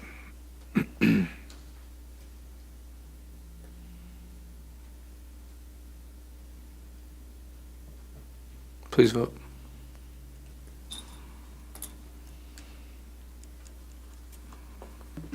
Motion passes unanimously. Move to item number 10. It's the award construction contract for the police station tentative improvements projects. Mr. Haker. Good evening, Mayor and City Council. On June 15th, 2021, the City Council authorized the City Manager to proceed with the public facilities bond projects. One of the projects is the police station tenant improvement project. This project is designed to renovate and repurpose the current the current police officers' locker room and restrooms, briefing room, and surrounding offices. This project will also include modifications to the current investigation room and evidence room. On August 3rd, 2023, the city issued a notice of inviting bids for the police station tenant improvements project. The notice of inviting bids was publicly posted on the city's website and at planetplanroom.com, a local valley clearinghouse for public bidding. On Wednesday, August 23rd, 2023, the deadline for the bidding closed at 2 p.m. with the city receiving 4 bids. The bids were open and read publicly. Staff reviewed the bids and verified all submittals. Staff determined the lowest responsible bidder to be Diamond Construction, Inc., with a total amount of $553,000. Staff verified references that were submitted with their bid packet and found Diamond Construction, Inc. to meet the necessary qualifications.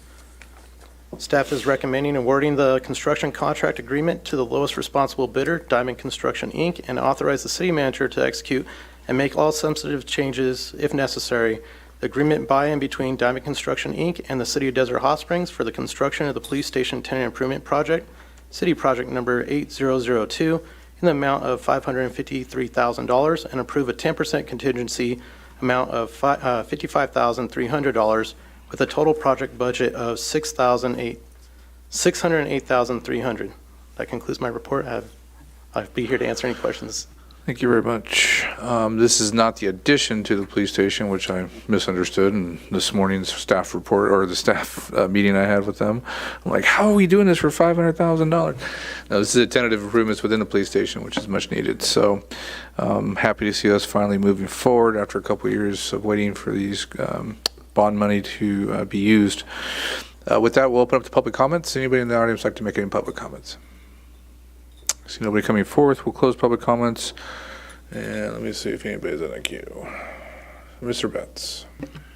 So these are coming out of the bond proceeds that we voted in a while back, right? Okay, so it's borrowed money, but at least it's paid over time. And, okay, so that was I had another question, but I forgot it already, so I'll just let it go. Ms. Pye? I think he answered it, so that's good. We'll correct the name, Diamond. Okay. Motion. I'm sorry. The name of the actual name of the company is Abood Diamond Construction, so we need to make sure that when we do the contract, that the contract is for Abood Diamond Construction. Perfect. Any other comments? So my understanding was this is going to be the jacuzzi inside the chief's office? No, he didn't want a jacuzzi, just a sauna. So we're joking. That is not the way public funds are spent. The chief did not ask for this. Social media is going to go crazy tomorrow. I just gave a lecture on giving bad information, Mayor Pro Tem. Sorry, Mr. Mayor. All right. I thought it was a new kennel for the dog. Any other comments? I'll entertain a motion. Motion to approve the jacuzzi. Oh, Mr. Betts, you're going to be lit up on social media There's going to be some tomorrow. selective editing in a video. That's what we're going to do. Please vote. Motion passes unanimously. Move to item number 11, agreement with the City of Cathedral City for maintenance and traffic signal and safety lighting at the intersection of Palm Drive and Varner Road and Palm Drive and Paul Road. Ms. Ferris. Good evening, Council. On March 18, 2014, the city entered into an agreement with the County of Riverside for maintenance of traffic signals and lighting at Palm Drive and Dillon Road, as well as Palm Drive and Varner Road. The transfer of maintenance responsibility was effective May 30th, 2014.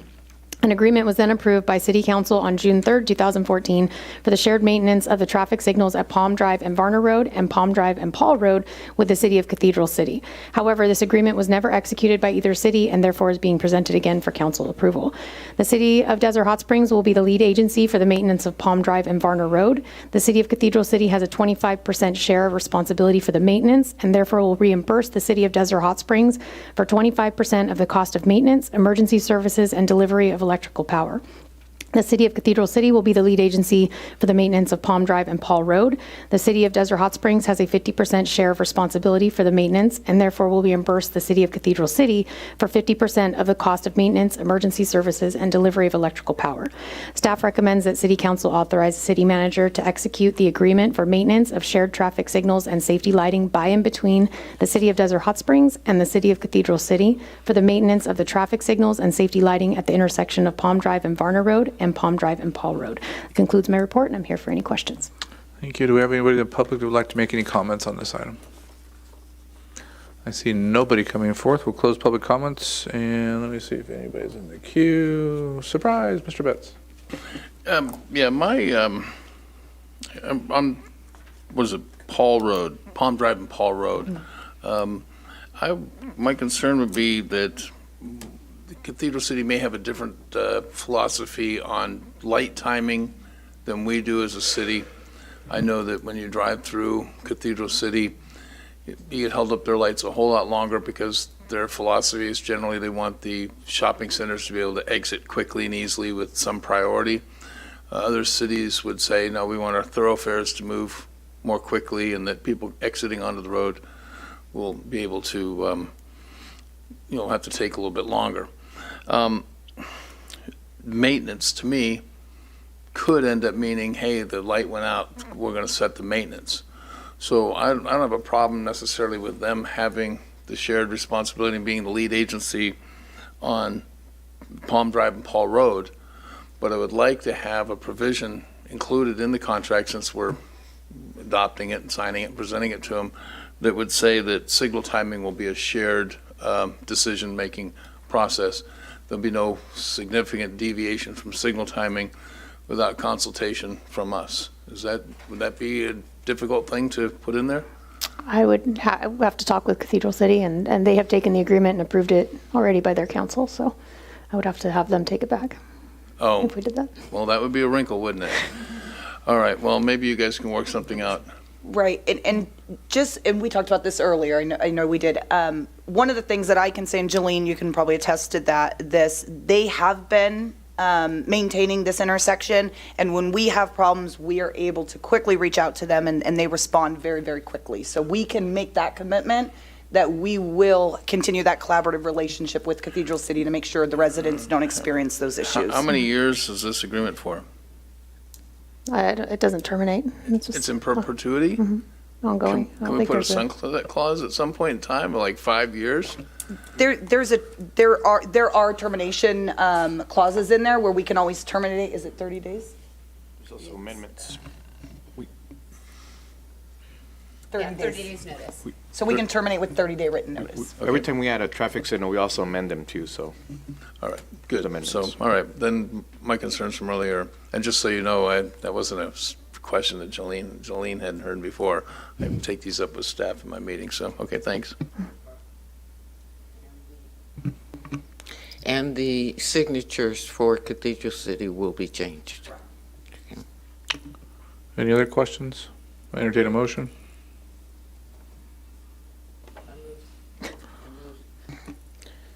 I move staff's recommendation. I'll second. There's a motion and a second. Please do it on the screen.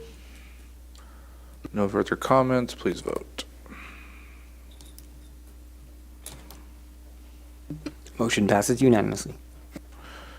All right, we'll move to item number 12, resolution regarding compliance with the annual fire inspections of certain occupancies pursuant to section 13146.2 and 13146.3 of the California Health and Safety Code. Fire Chief Beverlin. Thank you, Mayor. Good evening, council. So this is a resolution regarding compliance with annual fire inspections of certain occupancies pursuant to sections 13146.2 and .3 of the California Health and Safety Code. Background on this resolution is that in 2018, California Health and Safety Code section 13146.4 was added and became effective January 1st of 2019. Section 13146.4 requires all fire departments that provide fire protection services to report annually to their administrating authority on their compliance with Health and Safety Code sections 13146.2 and .3. And those sections require annual inspections of every business used as a public or private school, hotel, motel, lodging house, apartment house, and certain residential care facilities for compliance with building standards. Staff's recommendation is that the council adopt a resolution of the City Council of the Desert Hot Springs, California, acknowledging receipt of a report made by the Fire Chief of the Riverside County Fire Department regarding compliance with the annual inspections of certain occupancies pursuant to sections 13146.2 and .3 of the California Health and Safety Code, and attached in your agenda packet is a list of those occupancies that were inspected. And I'd be happy to answer any questions. Thank you very much. Do you have anybody in the audience that'd like to speak to this item? I will close public comments and go to council member comments. I have nobody in the queue. Entertain a motion. I move staff's recommendation. Second. I have a motion and a second. Please vote.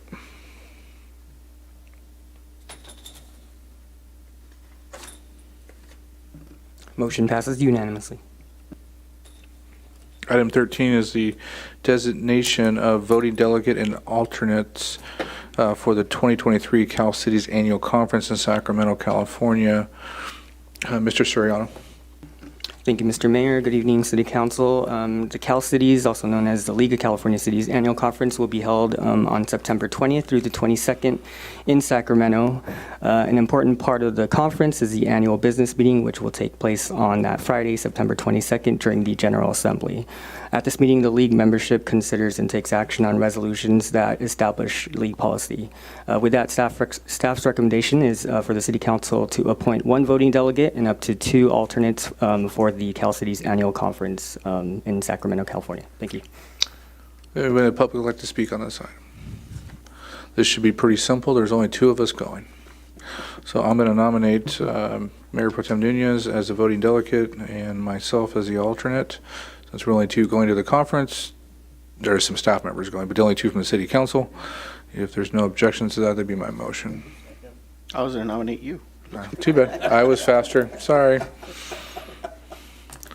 This means if I could find an earlier flight to get home, I don't have to stay. Please vote. Motion passes unanimously. Thank you very much. There was one item pulled from our consent calendar. Before we take that item up, is there any more public comments on non-agendized items? Yes, ma'am.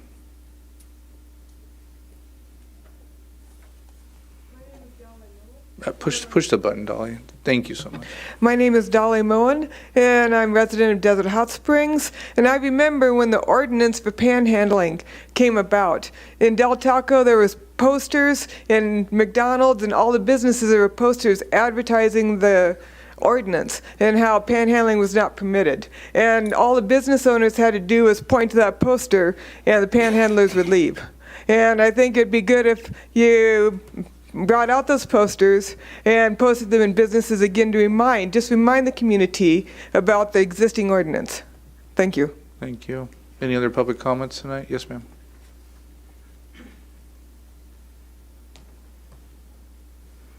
Thank you. Charlene Abeda, resident of Desert Hot Springs, District 1. I'm in a little neighborhood between 16th and Dillon and Nancy and Atlantic that has been affected by the Little Morongo and Dillon Road destruction. So most of my driving, of course, then occurs at the 4-way intersection of Dillon and Palm, where there is a lot of sand.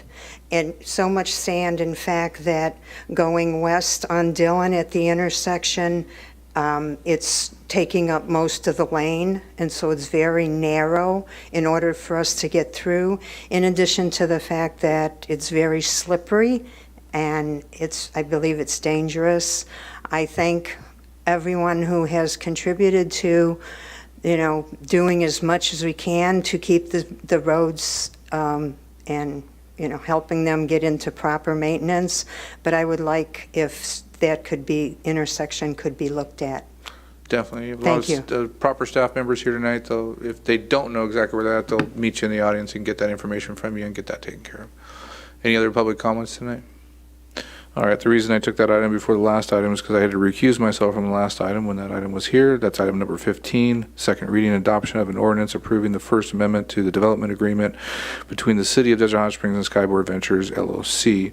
I recused myself. My company that I work for, Desert Resort Management, manages the HOAs in that area, which has the FPPC has stated that I could have a conflict, meaning that I will step away from the dais and give the meeting over to the Mayor Pro Tem.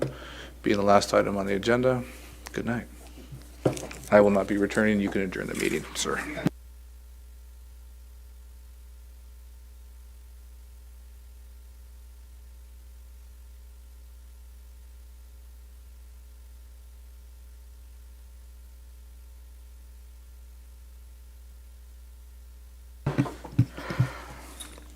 Thank you. Good evening. We will continue with second reading of item number 15.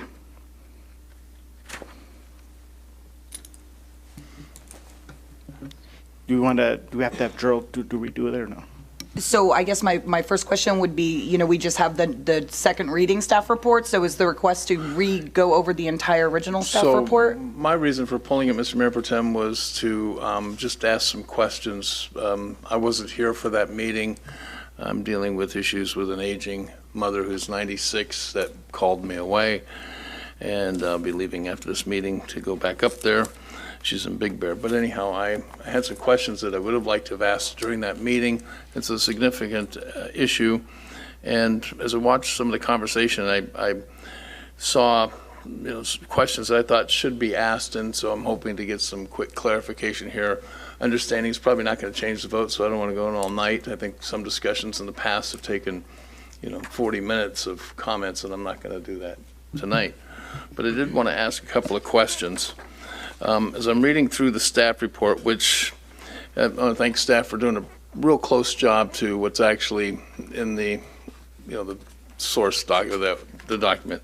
But under 2.3, the term of the agreement says the term of the agreement shall commence on the effective date, and provided the owner has obtained a building permit and begun construction for the first 100 residential units within 3 years, the effective date and is not in default hereunder shall continue for a period of 10 years. So I'm trying to understand that as they have 3 years to start 100 units, and once they start those 100 units, they have 10 years, and that's the only requirement on them for the number of homes?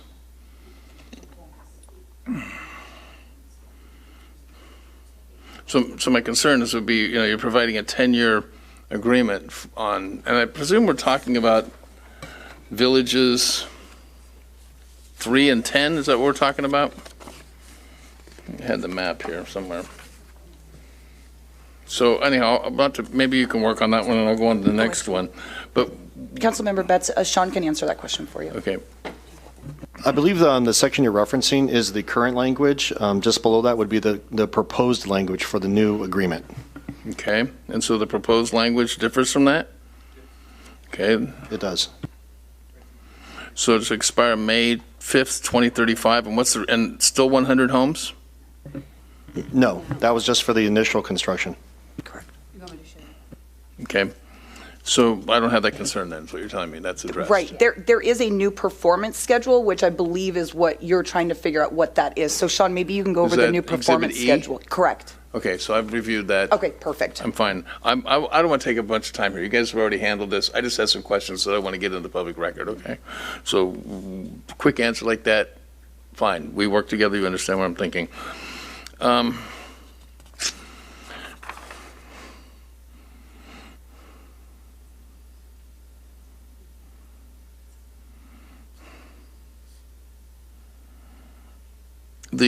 You're combining 2 CFDs, if I understand this correctly.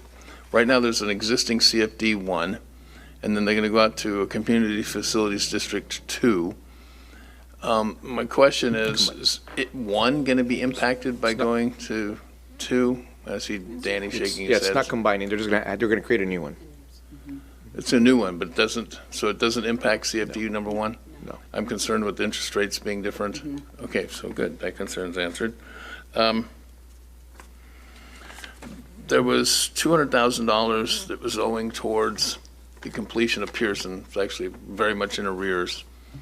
Is that being folded into the new Community Facilities District expense? How is that being paid?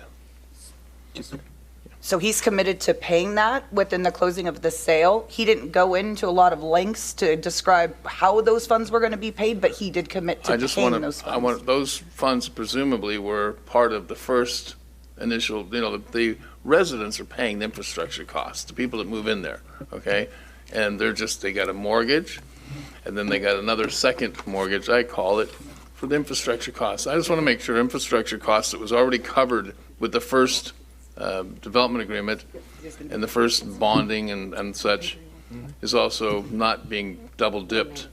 So in section 4.1.1, there is a section at the very bottom that does state that owner shall cause the final payment of the $200,000 to be directed to the city from the proceeds received by the owner from the remaining bond sales to fund the improvements in Improvement Area 1. So has anybody been paying on those previously and now they're paying on them again? No. No. Okay. There's a section of Skyborn along Pearson that if you go from the entrance west, it still has not been dedicated to the city. It's unfinished. It's unsightly. And then there's a section to the east that was dedicated and was under city maintenance. Now, we all know that one's under about 3 or 4 feet of mud right now, and we'll get that fixed. But what about the section, when is that going to be dedicated to the city to our satisfaction? So yeah, so this project is phased out. There's 10 villages or 10 phases. Right now, village 1 and 2 are about 95% complete, 9% complete with a few homes left. So the other side is a future village. When that village does get built, then that entire sliver of land will get dedicated and will get completed with that village. There is a benefiting factor for those homes that actually pay into that LMD or that whatever LMD gets formed during that time. So that's why it hasn't been. So I think in the original development agreement, all this was part of the original development agreement, and it obviously got stalled during the housing downturn. But I would like you to research and find out, I understand about the homes respective of that, but this is the frontage of the street. This is the frontage of the project. This isn't your typical landscaping. And so if you could just research that and afterwards get back to me. Karen Street Park. This project was what, in 2001 was when this was first, 2005, okay? So there was supposed to be a park that was supposed to be, was it 1.5 acres? How many acres was it? 1 acre park? A little over an acre for $1.2 million. And that was supposed to have been installed before the very first home in the development was occupied. And it never has been. And so now we're going to accept a payment of $1.2 million. Here it is 2023. And as I do the math on the cost of inflation, to do the same contribution at $1.2 million would take just over $2 million now. Are we adjusting this? I mean, we were supposed to be given a park. I want a park. I don't want the money. I wanted the park. And that's what they were supposed to put in. So do we adjust this contribution? Are we still using the 2005 number of 1.2 million? Or are we bumping it up to an inflated escalator of 2,071,000 I have according to my. So my first thing that I want to correct is it is not a 1 acre site. It's actually a 5 acre site. 5 acre, So I want to okay. make sure that that's corrected. And then in terms of the actual contribution, it was not increased. It would still remain to be a $1.2 million contribution that would be given to the city, and then the city would then use those funds to help leverage other grant funding to have the completion of the Okay, park done. so they're paying us in 2006 dollars in 2023, and that's staff recommendation. That is correct. Okay, and I mean, not to hit a sore spot, but cost us $720,000 for a restroom, and using those cost estimates, well, we're going to get a restroom and a little bit of grass, and you know, so I really think that should have been adjusted. Bonds, typically for public improvements, when a development's going in, there's bonds that are required for those public improvements. Correct. When do the bonding requirements come in for Village 3 and 10? Correct me if I get those wrong. 3 and 10, 3 and you're 10, right. thank you. You can, anytime I get that wrong, let me know. But for 3 and 10, there was bonds in place that would cover curbs, gutters, sidewalks, and all the other public improvements that are eventually dedicated to the city. The city at some point in time released those, said, well, we don't want the bonds anymore, we're going to take a lien, which means nothing. We get a piece of paper, it doesn't do us anything, it's no guarantee. We'd have to spend the money if we took the property back, it's just a worthless guarantee. When will bonds be put in place to guarantee the public improvements on projects on Villages 3 and 10? one village, I believe, has been subdivided, so when it goes back to the development permit, we will require the bond if it hasn't put in place, whatever that is. The other village has not been subdivided, so that one, when the final map goes forward, that's when we require securities. Is that going to have to go to the planning commission? Yes. Okay, and that's the time when bonds will be, Yes. so we're not like continuing with liens where we should be getting bonds, correct? It'll be a form of security. I'm not sure what that Well, would I be at think that it was point. what, put up cash or Letter- letter of credit on a legitimate bank, not some private institution, and, or bonds. Correct. Okay. And the last question I had, I got many more. Gary's looking at this and going, God, I hope you're not going through all this. So it was Roger, and I'm not. Last question I had was, when we agreed to relieve all those bonds, it was $9.3 million or $9.7 million worth of bonds, the developer said, well, I'll give you a lien. I said, well, that's a heck of a deal. You're saving a heck of a lot of money. And they agreed to give us $95,000 a year. They were going to give us $95,000 a year as lien payments. Now, as I understand it, in talking to our financial advisor, he informed me, that was Michael Bush, that in 2019 they stopped making payments. And so they became almost $500,000 in arrears on payments that they were to pay the city. So in addition to the $200,000 that they were in arrears on Pearson improvements, they're also, it's like 95 times 4, so it's almost $500,000. 95 times 5 years, $400,000, $490,000, something like that. So are they having to pay that money back, you know, the money that they should have been paying? Are they having to be made to pay that in this agreement? No, they're not. So I know you might not like this, but I do want to give a little bit of context to that. So the staff has been working with this developer for several years to bring this development agreement forward. And in 2019, this development agreement was slated to come forward, and for several reasons, whether it be timing or COVID or all of these different scenarios, it was always a false start. And so in 2019, the developer stopped making those 1% payments, understanding that the item was coming forward. Unfortunately, it didn't come forward until this previous meeting. Okay, but Now, that with didn't being said- relieve him of the So with that agreement that being was in effect said, at the what was time. presented to the council at the request of the developer was that the council accept a good faith $100,000 payment towards that $400,000 so that the deal with Lennar could move forward. Okay, That was so- presented and approved by Okay, council. Okay, so it's 490,000, be closer than 400,000, I misspoke. And so we're relieving him all of but 100,000. Okay, and we can debate whether or not Lennar would go forward or not. My contention is that Lennar would just tell him, well, buddy, you didn't get that out of the city council, so we're not paying you, it's going to come out of your pocket, and then he's going to make a decision whether or not he goes forward with it, but I guess he kind of would go forward with it because it's a good deal for him. I think there's been a lot of concessions given to this developer on this deal, probably more than I would have liked to have seen. But I also want to say that I'm fully in support of the Skyborn development. I sat in a development myself that was unfinished. And you sit there and you look at it year after year after year and you say, God, when are they going to put some homes in?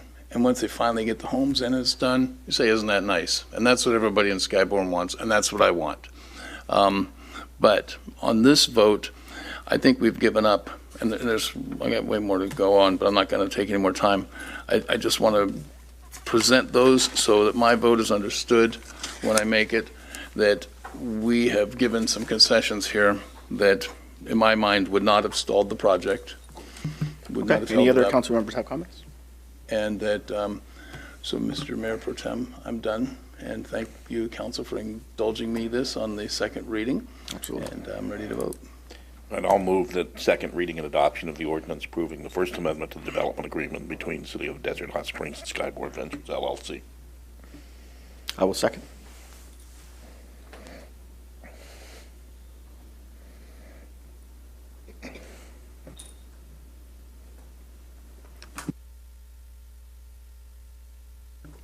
Councilmember Nunez, is your vote yes?